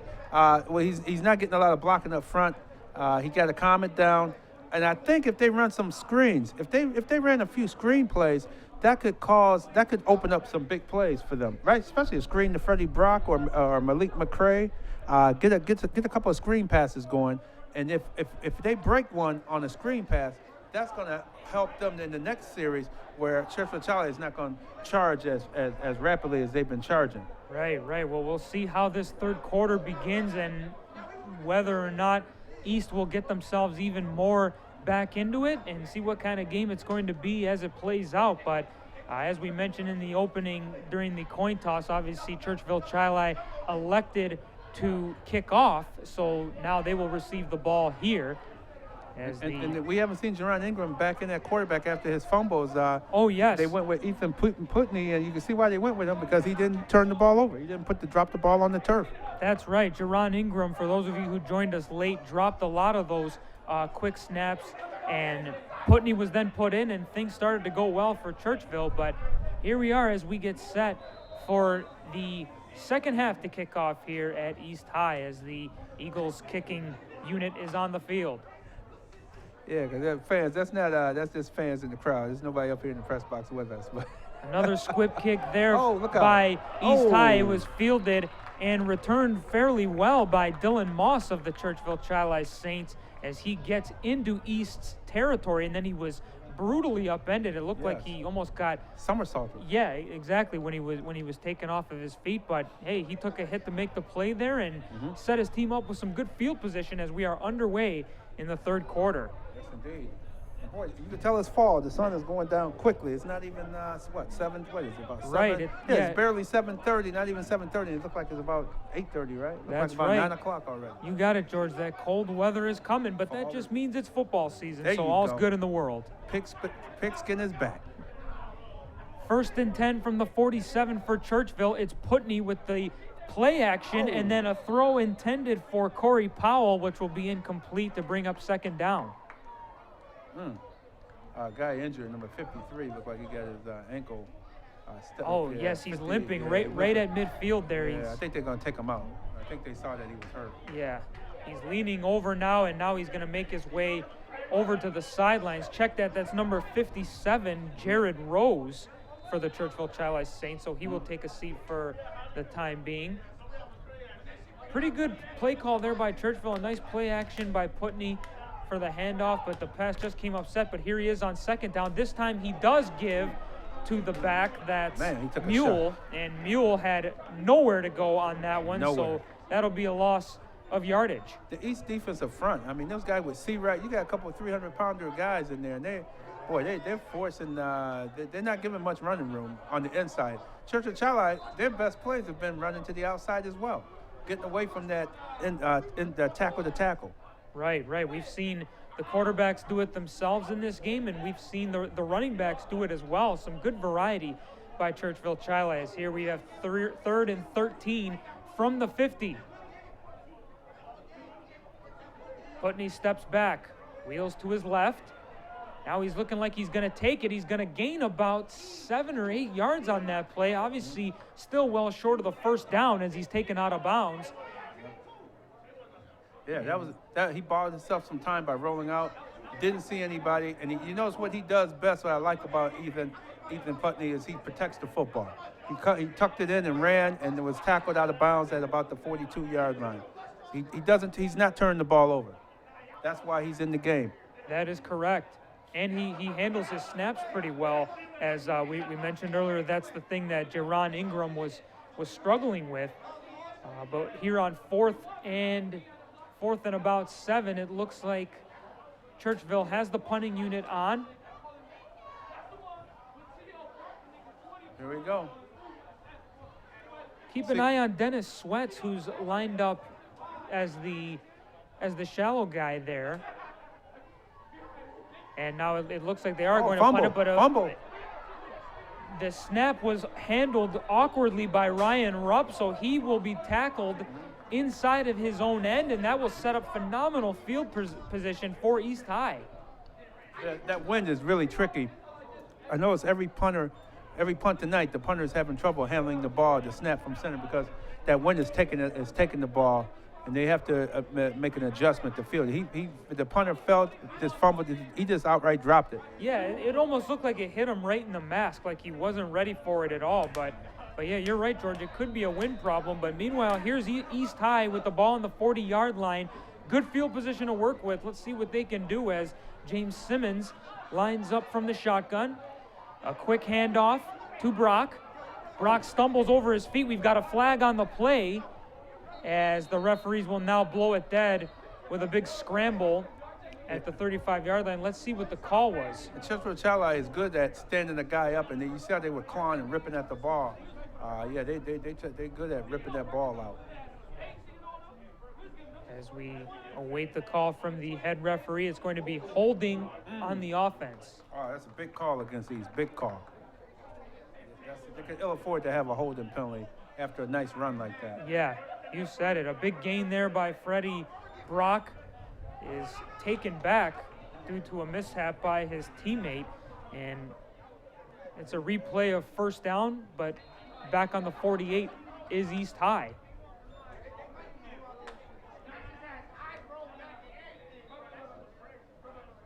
And another stop. Another flag down. He said encroachment on the Churchville-Chili on the Saints defense. 5 yards for encroachment. So that'll move the chains forward a little bit for East. But what happens next is completely up to them. Let's see if they can move it amongst themselves now, as James Simmons takes the snap, steps back in the pocket, throws to the outside, and it's incomplete That pass was intended for Jalen Holmes. It was just a little bit too high for him, wouldn't you say? A little too high. Now, if Eric Lewis was not, he was concentrating on making a hit. If he would have paid attention to where the ball was going, he might have been able to intercept that poorly thrown pass. Yeah, Holmes certainly had to jump rather high for it, and just off of his fingertips, the ball went. And this will bring up second down now for East High and James Simmons. East High staff really likes this. They really like this shotgun setup, as it seems like I have to call that every single time. But here's a handoff, and up the middle goes Jaquan Close for a gain of a few yards. Yeah, he picked up just a few. It'll be third and about 13 yards to go. They really need to step up and make a big play. It's going to be 3rd and 12 for East High. What started as a series with good field position has so far been not a whole lot, as East High has struggled to move the ball here, as we'll see what James Simmons can do on this 3rd down attempt. They have converted on a 3rd down before, and they could really use one here as James Simmons steps back and throws a screen. There you go. I'm sorry, go ahead. No, Matt. you're fine, George. I was just going to say that there was a screen complete to Jalen Holmes for a gain of a few, but obviously well short of the 1st down. They almost need to, you start with that type of screen, now come with a real screen where you can pull your guard or tackle out to give him some blocking when he catches, or even a bubble screen where you have 3 receivers on one side, you throw to one and the other 2 receivers are blocking for you downfield. That's right. They need something like that. With the speed they have, they could really isolate their receivers and really make some plays on the Saints defense. Just under 9 minutes remaining in this 3rd quarter. It is 4th and 9 for East High at the 39-yard line. James Simmons from the shotgun once again. He steps back, throws over the middle, and completes a pass for the 1st down and then some. Nice catch by number 15. That's Tyrone Roundtree for the East High Eagles. Where you been, Tyrone? We've been calling your name before the game. Where you been? We didn't see him the whole 1st half. Glad he's showing up, Tyrone. Better late than never, I guess. As we've said, this game is still young, so still time to claw themselves back into it. East High is, so we'll see if that play can keep this momentum going, as James Simmons will call barking out signals. He's taking a lot of time off the clock. Come on. You're losing. You're behind. He'll take it himself off the direct snap. He gets free, and he springs his way inside the 10 to the goal line. Not quite to the goal line, I'm sorry, but he will be stopped inside the 2. That was a tackle right there. Those guys collided at about the 2-yard line, and he went down. When you're in open space and you get hit the way he got hit on that, and it puts you down into your tracks, that tells you that was a very good defensive play there. Very good defensive play. Very good indeed, but the damage is done against Churchville-Chili, as now East High is threatening. James Simmons from the shotgun. He'll take it again. Up the middle he goes, but he's going to come up short. Yeah. And you need a little bit more power. You need that fullback blocking in there, and they need an I formation or another blocker to help open up a hole. It'll be 2nd and goal for East High. George, do you take a risk in a situation like this, from high school football standards, and maybe throw the ball, or do you try and run it in every single time and go the safe route? I wouldn't run it every single. Oh, they don't use up. I don't know why he's using up a timeout. Because he's going to need these timeouts in the 4th quarter. Right. Seems a little bit early for that. Way too early, yeah. To answer your question, I would run the ball in this situation, run it a couple more times, because they got Churchville, the Saints defense backpedaling right now. I wouldn't have called a timeout because you're taking away from your momentum too. They really need to be focused on. They were successful. That was a quarterback draw that he ran, that he broke loose on and took it all the way down to the 2-yard line. But they really need to just push it in. Just get man on man. Everybody, you got your man, I got mine. Everybody block and get it in the end zone. That's right. Yeah, for a timeout. They did the quarterback draw back to back, but obviously he was stopped on this pass 1st down, and now once again it'll be 2nd and goal, and we'll see what the East High staff had to say to their players. Yeah, give it to DeJohn Johnson, number 28 there. See what he can do. See what Dejon Johnson might be able to do with the ball. And here's the snap There you and go. the handoff to Johnson. Up the middle, did he Ooh, get in? Waiting no. on a signal, Nope. and we don't get one, so that'll bring up third down.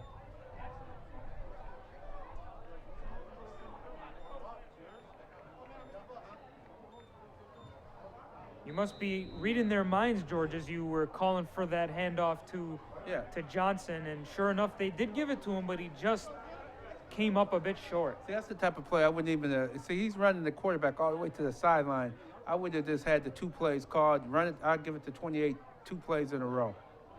Because he's a big, burly, strapping fullback Right. type body guy. Just give it to him and go behind 78 and 77. Those 2 320-pound guard tackles. Johnson in the backfield Right once there, again, right but there. Go in James between Simmons them. will take it himself. He might have got in. I'm not. Oh, it's close. Still no signal from either referee. Oh my goodness, he didn't get in. Wow, that's a heck of a good man. Wow. That's a heck of a goal line stand by the Saints here. Tell me about it.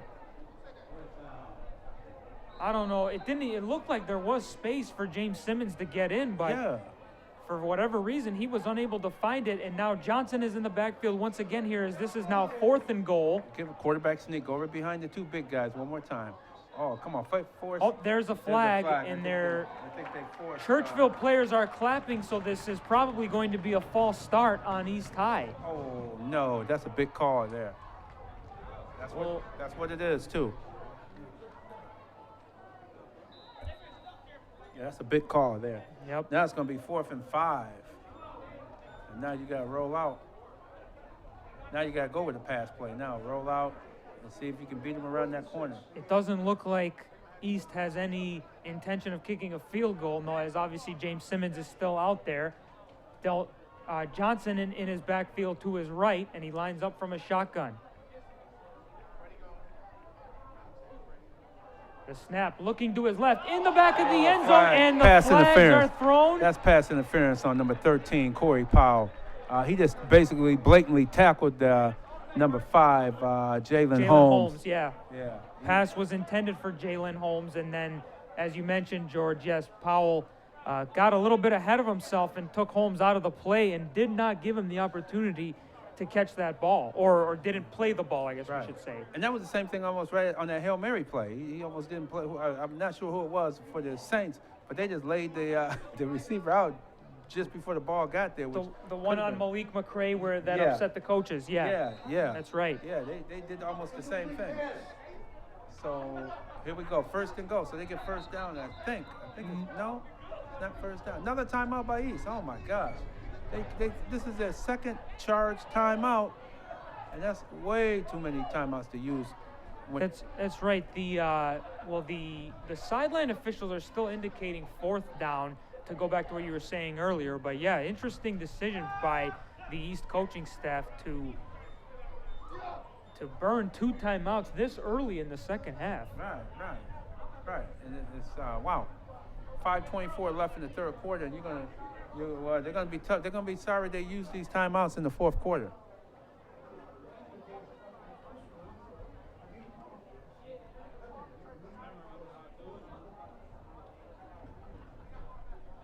Obviously, a lot of strategy being discussed right now amongst the coaching staff and the players for East High, as this touchdown here would be crucial in getting themselves back into the game, as the players will make their way back to the line of scrimmage.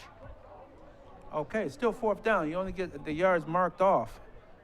So half a distance to the goal in this situation, and it's still 4th down. That's right. It's 4th and goal from the 3-yard line, as East High will do whatever they can to get into the end zone here. Here's the snap to James Simmons. The give to Brock. He was slipped on his own feet, and he goes down. So the Eagles will turn it over on downs, and Churchville will take over. Wow, that's a big loss right there. Yeah, he slipped too, but he didn't really have much. Looked like they knew that play was coming because they were there. I think if James Simmons would have kept the ball and took Brock as the decoy, he might have been able to get in. He would have had to beat one guy one-on-one, and he might have been able to beat him and get in there. A tricky play, probably could have done it, but Obviously, there's no telling here, but Yeah, but see, that's where a savvy quarterback, when he's about to give him the ball, if he could, a lot of times they can see out the corner of their eye how the defense is going, and they were all following number 8, and he could have just kept it and tried to make a play. first down and 10 for Churchville from the 6-yard line. And it doesn't look like they gained a whole lot. And Putney is making his way off or over to the sideline, probably just to discuss with the coaching staff. They're going to run clock now. Yeah, absolutely. He's probably going to come every play and milk it down most of the time, every play.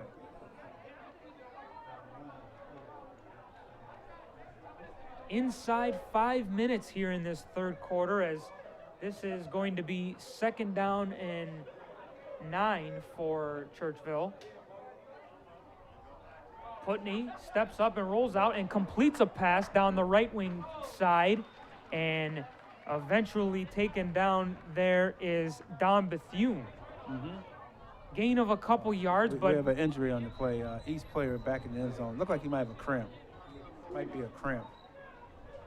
may have been when he was chasing after Putney, trying to bring him down. And it's cold too. It's cold out here too. So if you're not, you gotta keep yourself loose and warmed and stretched out.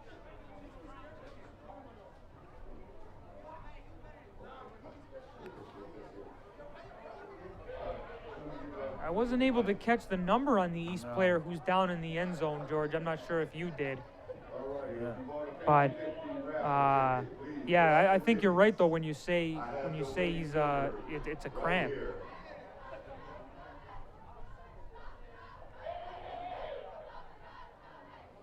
I think it's a cramp. Yeah, you can tell by the way they're attending to his leg that probably just a little bit cramped up. But the clock is stopped at 4:21 remaining in this third quarter, and it's still 23-6 in favor of Churchville-Chili. All of the scoring has occurred in the first half of this game. We're still awaiting any potential more offense in the second half. The East High Eagles were threatening not long ago, but just came up short. And now we are awaiting the East High injured player to be attended to properly before we can get the game continuing. Yeah, yes indeed. He's in a lot of pain, young man. You can see he's hitting his hand up along the ground there. That clearly indicating how much pain he's in. Mm-hmm.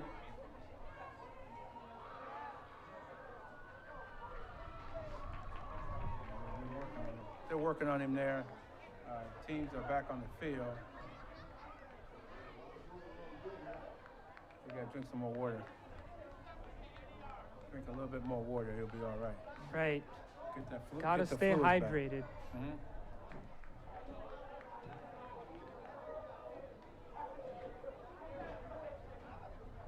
How you doing? Yeah, come on in. Yeah, yeah, I'm sure. I need to your team see if you sure.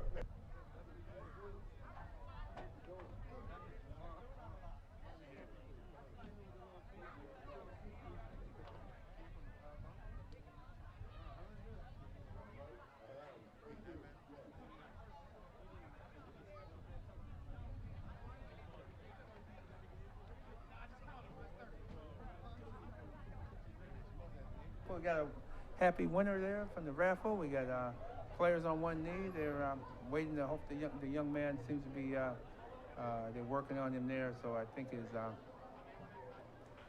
This is an opportunity, I guess, for, as you see, Churchville talking amongst themselves with some of the coaches. You know, it's almost like an added timeout for teams. So it is. Yeah. And it's a cold too, so you gotta stay loose. I think you gotta keep stretching. If you're not in the game, or if you've been in the game, keep stretching and drinking plenty of fluids, because now you got this cold coming in. It's only like 62 degrees out. Right. Heavy wind.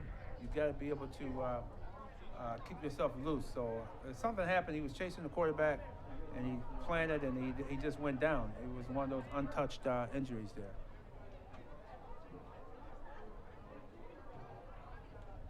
There you go. Looked like he's much better. Now he's making his way to his feet and able to walk off on his own power. Oh, that's a big young man too. So yeah, he got to get plenty of fluids. So where we left off now, it'll be 3rd down and 4 for Churchville-Chili, as they did move the ball a little bit. And more importantly for them, they were running time off the clock. Obviously, they had to stop it because of the injury in that situation. But now their goal is to just keep the clock running. I mean, ideally, if they could get probably a 10-yard gain or something like that, and maybe set up an easier punt so that they could punt it into East territory at the very least, I think they're doing pretty well for themselves. I agree. That's encroachment on the East defense. Number 2 came over the line. Andre Jenkins, a little bit eager as a linebacker. He was trying to come in on a blitz maybe, or fake a blitz, but he's got called for encroachment, 5-yard penalty. That's right. So that'll give Churchville a 1st down, and that is not what East High could have been hoping for in the slightest amount. So not at all. they could have been a play away or 2 plays away from getting the ball back, and now it's going to be significantly more, as the hand up the middle to Mewborn may have picked up about a few. And these young men are hitting out here tonight too. They popping. He was hit right at the line. That'll bring up 2nd down with 3:45 to go in this 3rd quarter. Churchville-Chili playing the clock game now. They want that ball on the ground. They want it in their receiver's hands, obviously as you would in any other situation, but in this case specifically, and the easier way to do it is just keep it on the ground and let that clock run Yeah, because out. you got nothing to play. Hey, just run the clock out. You're up 23. You're up by almost 17 points, and just run the clock. There's the snap and handoff, but it's quickly stopped after a quick whistle, and Mewborn looks like he was a little bit upset with the East High defender Jesus Hernandez there, as Mewborn was wondering why he was still going after him when the whistle had shown, but those two have been separated. Well, tempers flare. Hey. Oh yeah, for sure. Getting late in the game. 5-yard penalty moves it back. So key is East got to get a turnover or get them off so they can get the ball back. They need the ball. The Saints are happy with just running the clock. And that's what I would do now. Just go with a bunch of various running plays. 2nd down and 8. Putney on the snap. He hands it off to Mewborn. Mewborn springs down the left side, and he picks up. Did he fumble? I don't believe so. Oh no, the ball did come out. Well, he may have been down by contact, though. Yeah, I think that's what happened. He hit the ground. The ground can't cause a fumble. Yeah, when he was tripped up and he hit the ground, the ball shot out. But he definitely picked up that 1st down, and now he's keeping the clock running. And this is exactly what Churchville could have asked for, as that clock is continuously being eaten up, as Mewborn gets the handoff once again and finding ways to gain extra yards, as he picked up about 6 or 7 on that one. He sure did. Wow, that was another nice run. The left side seems to be favoring DeJare Mewborn, as it seems like, especially the last couple of ones, he's always gone down the left, and he's been able to find space. Yes, indeed. 2nd and 4, but he doesn't go anywhere on that one, as he got the quick handoff from Putney, but he was quickly approached by the defensive lineman. Bobby Seawright. Bobby Seawright coming up with that tackle. Thank you, George. That's 320 pounds landed on you. That didn't feel too good. Nice tackle. That's what they got to do. But still, even if they have to punt, the Saints are coming out victorious in this drive because they done ran about 4 or 5 minutes off the clock. For sure. And that's what you want to do. Putney back in the game for Churchville, as it will be 3rd down and 8.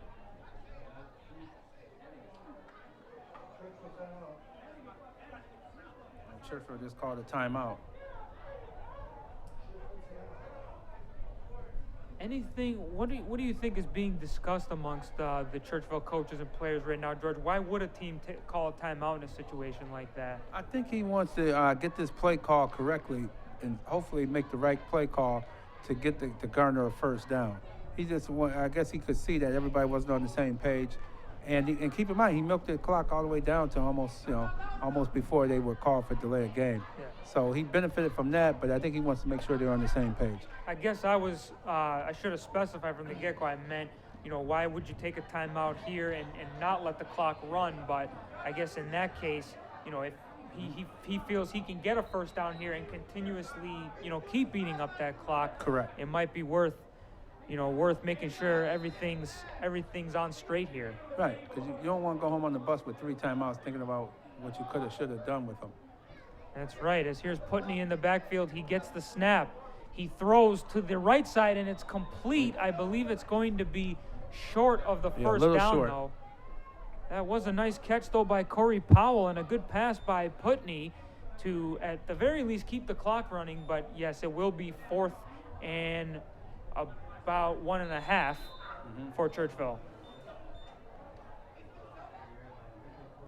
1:08 remaining in this third quarter. Time is running out on the East High Eagles in this season opening game for both teams, but barring anything going wrong for them, they are going to get the ball back here and will have an opportunity to at least tack on some extra points and make this a little bit closer.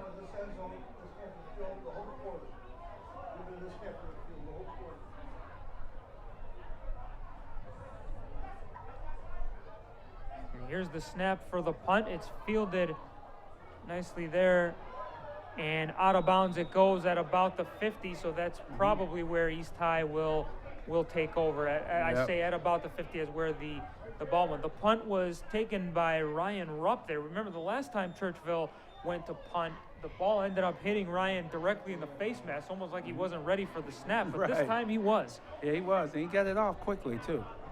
But good drive start right at midfield. It's a shame East couldn't punch it in on the last drive, because this would make this game quite interesting if they would have scored and now getting the ball back at their own 50. But let's see what they can do. Good drive start. That's right. 30 seconds to go here in the third quarter, and it's East High with the ball now, looking to get back into this game. James Simmons from the shotgun. He steps back and looks to his right, and it's intercepted. He threw it over the middle, and it was picked off by Ian Allison, and Churchville will take over. What a play by Ian Allison. Read James Simmons the whole way, put his arms up there, and came down with the ball.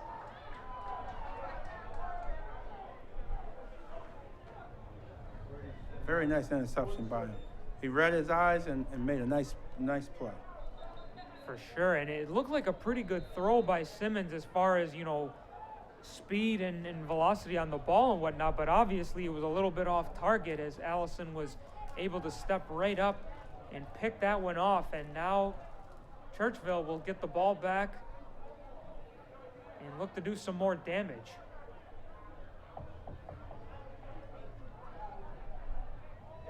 Snap on first. It's a quick handoff, and up the middle goes, I believe that's Tisdale, for a gain of about 8 yards. As Churchville has now encroached into the east end.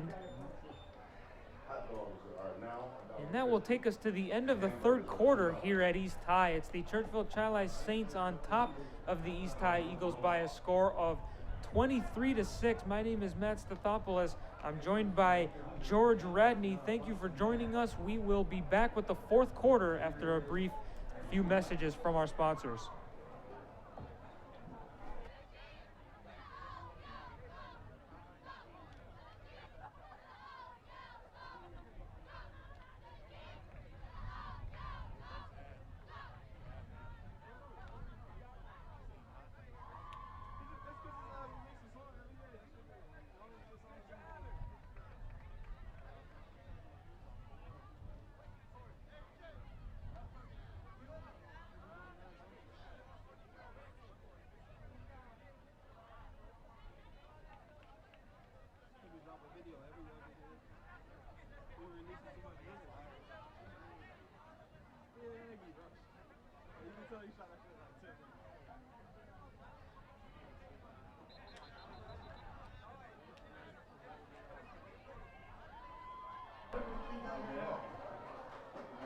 Five, four, three, two, one. Welcome back to East High, ladies and gentlemen, as we just get set for the fourth quarter here between the Churchville-Chili Saints and the East High Eagles. As a quick handoff on second down by Churchville to Mike Mule. He will be tackled for a loss, and that'll bring up third down, as quite the battle was put on there by Mule and those defensive players. Yes, indeed. That was a nice tackle. I tell you, East hasn't given up defensively. They played a very good game defensively. Just once again, the errors, the special team, offense turnover. They just had the turnovers. When you have turnovers, usually whoever has more turnovers in the game, that's usually the losing team, and that is definitely going to bear out tonight. It'll be 3rd and 3 for Churchville at the 47. Putney back with a handoff to Mewborn, and has enough for the first and a few more as he's brought down at about the 40. Late flag comes in there. Might be a face mask, but if that Mewborn, he's tough. He doesn't want to go down. He's a scrappy, almost like a scat back. He makes a lot of moves, and then when you hit him, you gotta wrap him up because he's not gonna go down with no arm tackles. He's only listed at 5'5", 155 pounds, but he runs pretty quick. Yeah, he's like might be an alley cat. You don't want to tangle with him. He can give you a tussle there. Yes, indeed. He's had himself a good game for sure, and he just picks up another first down for Churchville right there to keep the ball in their possession and more opportunities for them to just run out the clock and secure this victory. Oh, look like the penalty's going to be on the Saints. Yeah. Oh, yeah, so they're bringing it back here. It looks like the chains are. Yeah, it was from the spot of the foul. Oh, a big one, too. Oh, wow. Where's he going? He's marching. Wait a minute. Is that 15 or? There was a holding penalty, and there was an unsportsmanlike goals against Church. So we'll see here now. I'm hearing that it was a holding penalty plus an unsportsmanlike conduct tacked on top. That's like 25 yards. So some undisciplined attitude by Churchville costing them some yards there. As now we're listing it at 3rd and a long way. Let's just put it that way. I thought the ref was going home with the football. I was like, where's he going? He's walking and walking. Yeah. So 3rd down here for Churchville. 3rd and 25. Putney with an empty backfield, and he will screen it across. He completes the pass, but they will not gain a whole lot, as that's Chauncey-Chili coming up with the catch.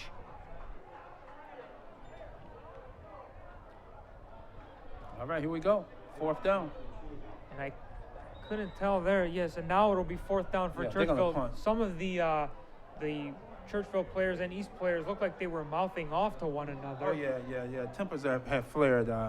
You got a lot of talk out there now because that's all they can do now is talk, because the game look like it's both teams are starting to realize this game is almost pretty much settled. So now they're settling the score of contact out here on the field. So you got a lot of talking going on. What some people don't realize, though, is with a physical game like football, and you see this in hockey and even in basketball in some cases, like it's natural, because when you got guys hitting each other, you get fired up, your adrenaline is going. So it definitely is a skill and tough to control it sometimes, but you've always got to do your best in hopes that it doesn't cost your team.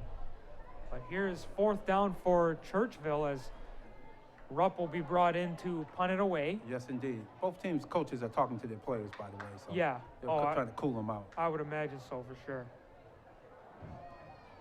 Rupp will kick it, and this one is way up there. End over end. And a fair catch was signaled for by Malik McCray, and then he ended up dropping it, but he was able to regain it afterwards. He only lost it for us like a split second or two. So yeah, fortunately he was able to pounce on it after he muffed that punt. There they go. Once again, they've had great field position all second half. They just aren't able to punch it in. And my son Michael Radney, who's up here in the box, helping out, pointing out things. He thought at the goal line maybe they could have spread the team out more, spread it out, Right. and went with a spread offense down at that goal line.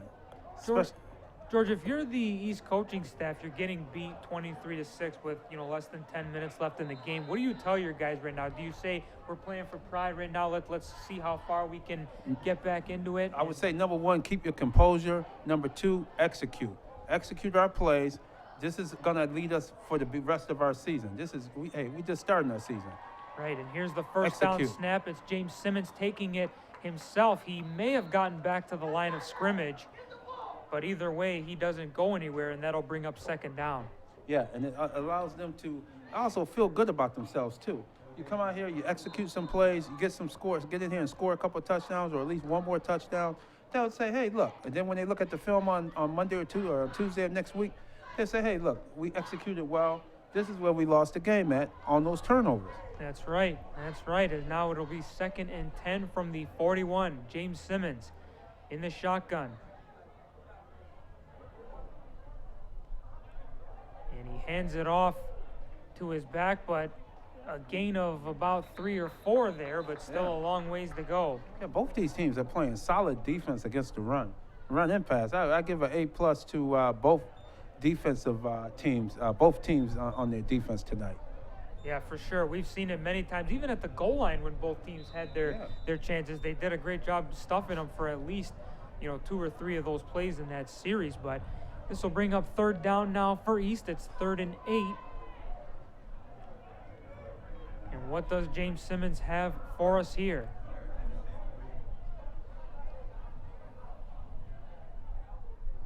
Low snap, but he's got it. He steps back to throw, and it's just going to be incomplete. That was intended for Jalen Holmes. Yeah, Jalen Holmes.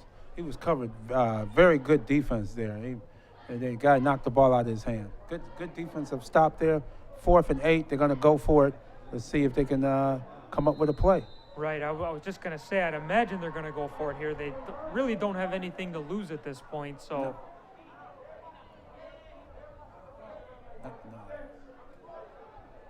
So here's James Simmons from the shotgun on 4th and 8. 4 wide receivers. He steps back. He throws it way downfield, and he's got him in, and it's complete to Freddie Brock. Nice pass. That's one of his best passes of the evening. Going into the wind, too. That was nice. Yes, and obviously it takes a lot of guts to throw it up the middle like that in the way he lobbed it. But Freddie Brock was his man, and he was the one who came up with the catch, so he deserves his credit as well. But, yes, a great pass by James Simmons indeed. And James Simmons didn't see it because he got pancaked. The guy put him right on his back, so he held it to the very last second, and that's what I mean.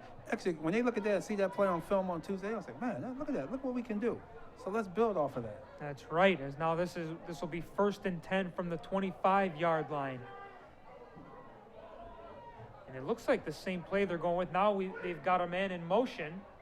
James Simmons will take it himself, but he's not going to come up with it. It was a play-action handoff, which looked like to Malik McCray, but then obviously James Simmons took it himself and didn't go anywhere. Yeah, one thing is I'm trying to figure him out.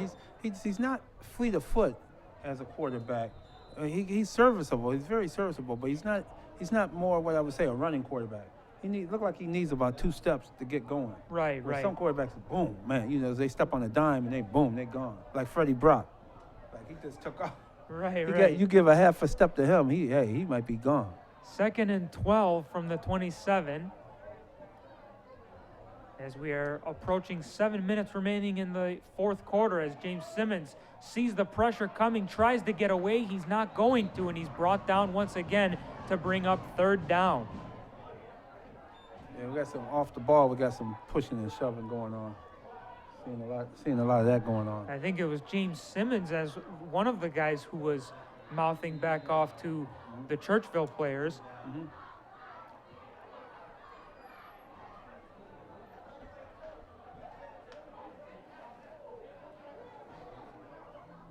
Tricky 3rd and 12 here. We saw East, as you've been mentioning, George, we saw them execute on the last drive or last series of downs like they would like to have been all game. Mm-hmm. But We'll see what they can come up with here on 3rd and 12.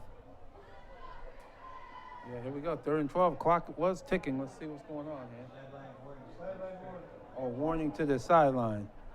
They must be coming onto the field, too close to the field for the Saints. He's giving a sideline warning. Threw a flag for that. You can see the official going over to the Churchville side and waving them back, saying, back it up a little bit, guys. Now play will resume. James Simmons will get set for the snap.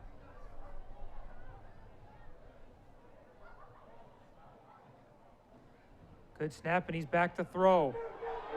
Trying to get away, and he does not. He's brought down once again. Yeah, he's taking too long. He's a little too indecisive. He got to make a decision. If you're going to run with it, run with it. If you're going to throw it away.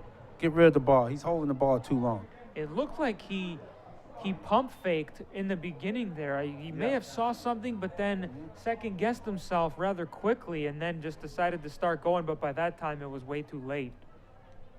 Yeah, because there's been constant pressure all night. He's got enough time to make a play, but he doesn't have enough time to say, boom, change it to another. You get your check down from option 1 to option 2. Right, and that will bring up 4th down. Do they have magic once again to convert on this one? As the backfield is empty.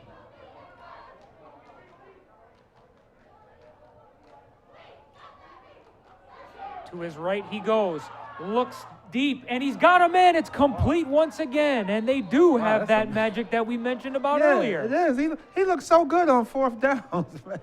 That was a beautifully thrown pass, and the receiver was cutting across the middle. I was trying to get a number on that guy, but the lights here, obviously, because it's dark now, are not helping us anymore. So forgive me, I was not able to see which receiver that was. But either way, East picks up another 1st down, and they keep this drive alive. Yeah, very well thrown pass. The receiver caught it with his hands and brought it in and took the hit. And he's throwing it over the middle, too, which is nice. Right, yeah, and the fact that he was able to get that open is now 1st and 10 from inside the 10-yard line. It looks like the same play as just a minute ago, but the pressure's coming, and down goes James Simmons once again. So once again, that Churchville defense, George, they come right back at you and pressure your quarterback or running back, depending on the situation, and don't give them much space to breathe. Yeah, his line's not giving them much help at all.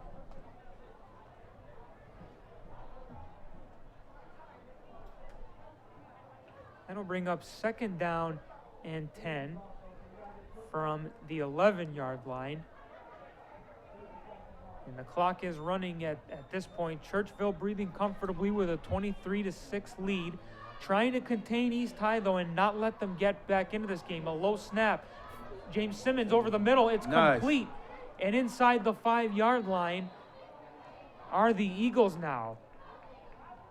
A nice quick play and a quick pass there by James Simmons to get that completion and ball spot inside the 5-yard line. I think that was Malik McCray on that one, making the catch. 3rd and 5, the snap. James Simmons to the end zone, and it's incomplete. May have been intended for Jalen Holmes, and if that is the right guy that I'm seeing, then he looks like he's a little bit hurt now as the referees have blown their whistles to stop the clock, indicating an injury. Yeah, it looked like he took a shot there when he was trying to hold on to the ball. Yeah, because it's cold and it's physical. I'll tell you one thing, both teams have been laying the leather tonight. Both teams are going to be sore after this one. That's what it takes, though, to get wins in this game. It's definitely tough, but... And East has a tough one coming up with McQuaid next week. That's right. McQuaid just stomped all over Rush Henrietta today, 42-7. So the schedule doesn't get any easier for East next in the coming weeks. Not an easy matchup for McQuaid against Rush Henrietta today, though, but, I mean, showing that they're able to put 42 points up against them, that really speaks volumes for what kind of roster they might have this season. Exactly. Look like they're finally having – they've been down for quite a while. They haven't had a really good, dominating team in several years. So, hey, look like the Jets, what are they, the Black Knights, they call them? Yeah. Over there, McQuaid, look like they're on their way. They might be on their way. Aquinas barely lost to Victor last night. That was a very good game, 28-24. So Victor comes out the gate with the win. Aquinas gets the loss. And you knew somebody had to lose that one. And those two former Section 5 state champions. So you knew somebody was gonna come out of there with the loss. And Victor they love to run. They're another physical team. Right. So this Monroe County in the Catholic League, well, it's tough. It's tough. That's right. A lot of tough teams. The good thing is, though, the season is still young, so even if you don't come out on top in week one, there's still plenty of room for improvement and plenty of time to get yourself back into it. Mm-hmm. Yeah, and the Wilson Wildcats, the Tiger Cats, Wilson is a tough team. They're rated right now as the best city Catholic League team right now. But after McQuaid, what they did today, maybe, McQuaid are probably going to be getting raising some eyebrows on that as well. That's right. Meanwhile, here with 4:05 to go, it's 4th and 5 for East. And once again, we'll see if James Simmons can get that 4th down magic that he's had the last 2 times. A throw to the end zone. Did he drop it? He did drop it. The referee signaling it's incomplete, and that'll be a turnover. He had it right in his hands. Oh my gosh! When you see that on film on Tuesday, he's gonna be shaking his head on that one and I'm really impressed with James Simmons on his accuracy on 4th down. When it seems like when the pressure's on him the most, he makes his best throws. If only every play could be 4th down, Right. I guess, for him. Maybe that gets some urgency. That's what he has to do. Work on. That's what he has to work on.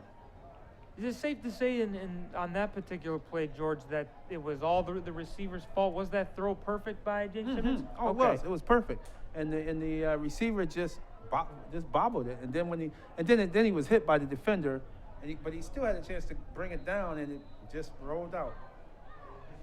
So Churchville will take over on their own 5-yard line. It'll be 1st and 10, obviously. And here's a handoff in the run up the middle for a gain of a good amount of yards, maybe even, well, at the very least, very close to a 1st down. So 2 first downs should put this game away. I would say so. With 3:50 left, a couple first downs, and I think we'll be done. Good effort, though. Good effort by East. Good effort by the Saints as well. Don't know. I believe East does have 1 timeout left. Yeah, but that's it. Just 1. Yeah. Can't stop the clock after that. Right. So this will be, and they did give them the 1st down Oh, off wow. that run, so it's 1st and 10 from the 15 here for Churchville. This is when you're feeling the loss is starting to set in on the East sideline. They were stopping that play earlier in the game. Here's the snap and another handoff. Up the middle they go, and a gain of about 6 or 7, and the East coach was jumping up and down looking like he was upset at something. Well, they stripped the ball from the runner. Oh. The East linebacker ended up with the ball, but they must be saying he was already down. Oh, my apologies. Yeah, I didn't see that. Yeah, The ball he did out. get stripped. The ball, East guy came out of the pile with the ball, but you don't know what happened in the pile up there. Right.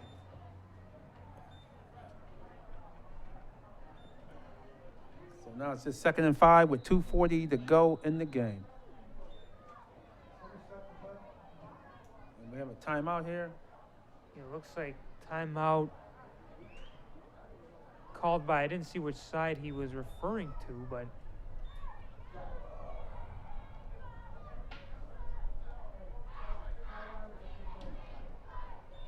Yeah, East a little bit upset about that call. They didn't get it. this gives both coaches Yeah. an opportunity to gather their players and talk to them and make sure that they're prepared for what's next. Obviously now, barring any super miracles, which I would like my chances in betting against, this is going to be the outcome of the game. But Right. as we mentioned earlier, if you're East High and it's still very early in the season, they did some things well. I think you would agree to that, George, that definitely. there have been mistakes, but they have done some things well also in this game. Oh, I think they have. They have. It's like I said, when they look at the film, they're going to see a lot of good plays as well. Teams are back out there ready to resume as it's now, they're going to call it 2nd and 4. Or sorry, 3rd and 4 as indicated by the sideline officials. Here's Putney from the snap. A handoff. Up the middle, and it's going to be a first down and then some. Yep. So, yeah, they're pushing. The Churchville-Chili Saints are putting their will on the East defense now, as we're late in the game, and they're pushing their way, forcing their way for first downs. they sure are. And as you said a moment ago, George, you said 2 first downs would be enough. So if they can maybe get one more, then that'll just about seal it. Oh yeah, they'll empty the stands, but hey, the fans are staying. They're not leaving either, so they're enjoying this game tonight. It's the first game of the season. They waited a long time, so you might as well wait out the rest of this despite the score. And here's the snap and the handoff, but we've got a quick stoppage. Legal procedure against the Saints. Yeah, signaling for a false start, so that'll bring the ball back a few yards.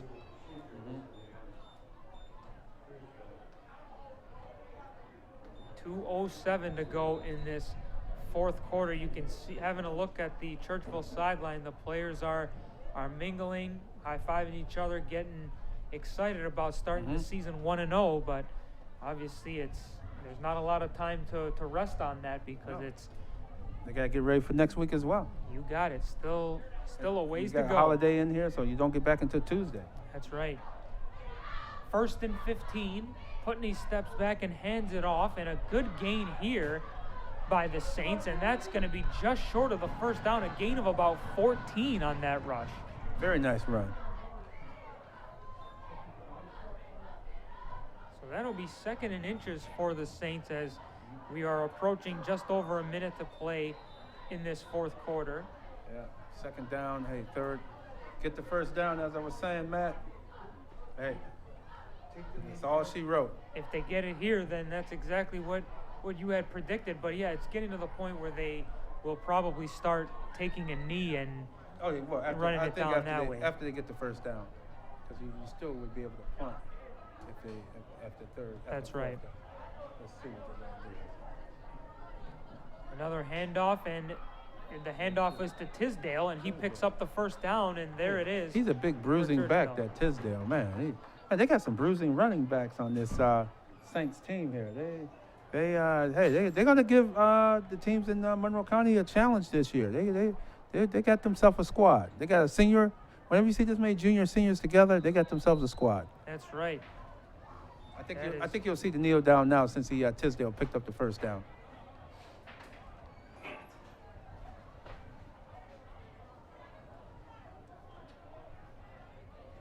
So 1st and 10 from the 46, and they will drop down for the knee. They are. Wow, the Saints already lined up for the handshake. They ready. They'll get out here. I think Tisdale's one of my MVPs today. If you had to pick MVP, who would you pick, Matt? You know, I got to go with Tisdale as well, George. He's got two touchdowns tonight. Obviously, they were both very crucial, and he's made some big runs here, picking up first downs and helping Churchville seal it. But overall, a good team effort, though, you got to say. Yeah. Oh, definitely. Good team effort. It was definitely a team. And the coach, too. He knew his Jerron Ingram wasn't doing well to start. He made the adjustment. He changed quarterbacks. He went with 2 different quarterbacks, but then he went Ethan Putney is who he stayed with. And Ethan Putney didn't turn it over. And he made sure that ball was handed off to the various running backs. That's right. As that takes us down to the conclusion of this game, it's the Churchville-Chili Saints officially coming out on top over East High by a score of 23-6. And like we said, George, obviously, something to be proud of if you're Churchville, something to maybe be disappointed of if you're East, but the good thing for both teams is it's only the first game of the season. There's a lot of football left to be played. Absolutely, a lot of football to be played. East got to regroup on Tuesday, look at the film, practice, and get ready for a McQuaid team that looks like they coming out. They're going to be coming here next weekend looking for the no, they're not the Orioles, they were East, but they're looking for East next Saturday afternoon. Right. Well, once again, we'd like to thank everybody for joining us here tonight for the 2017 Section 5 season opener for both East High Eagles and Churchville-Chili Saints. For George Radney, George Radney and our entire crew here, I'm Matt Stathopoulos, and we hope you all have a great night. Good night, everybody.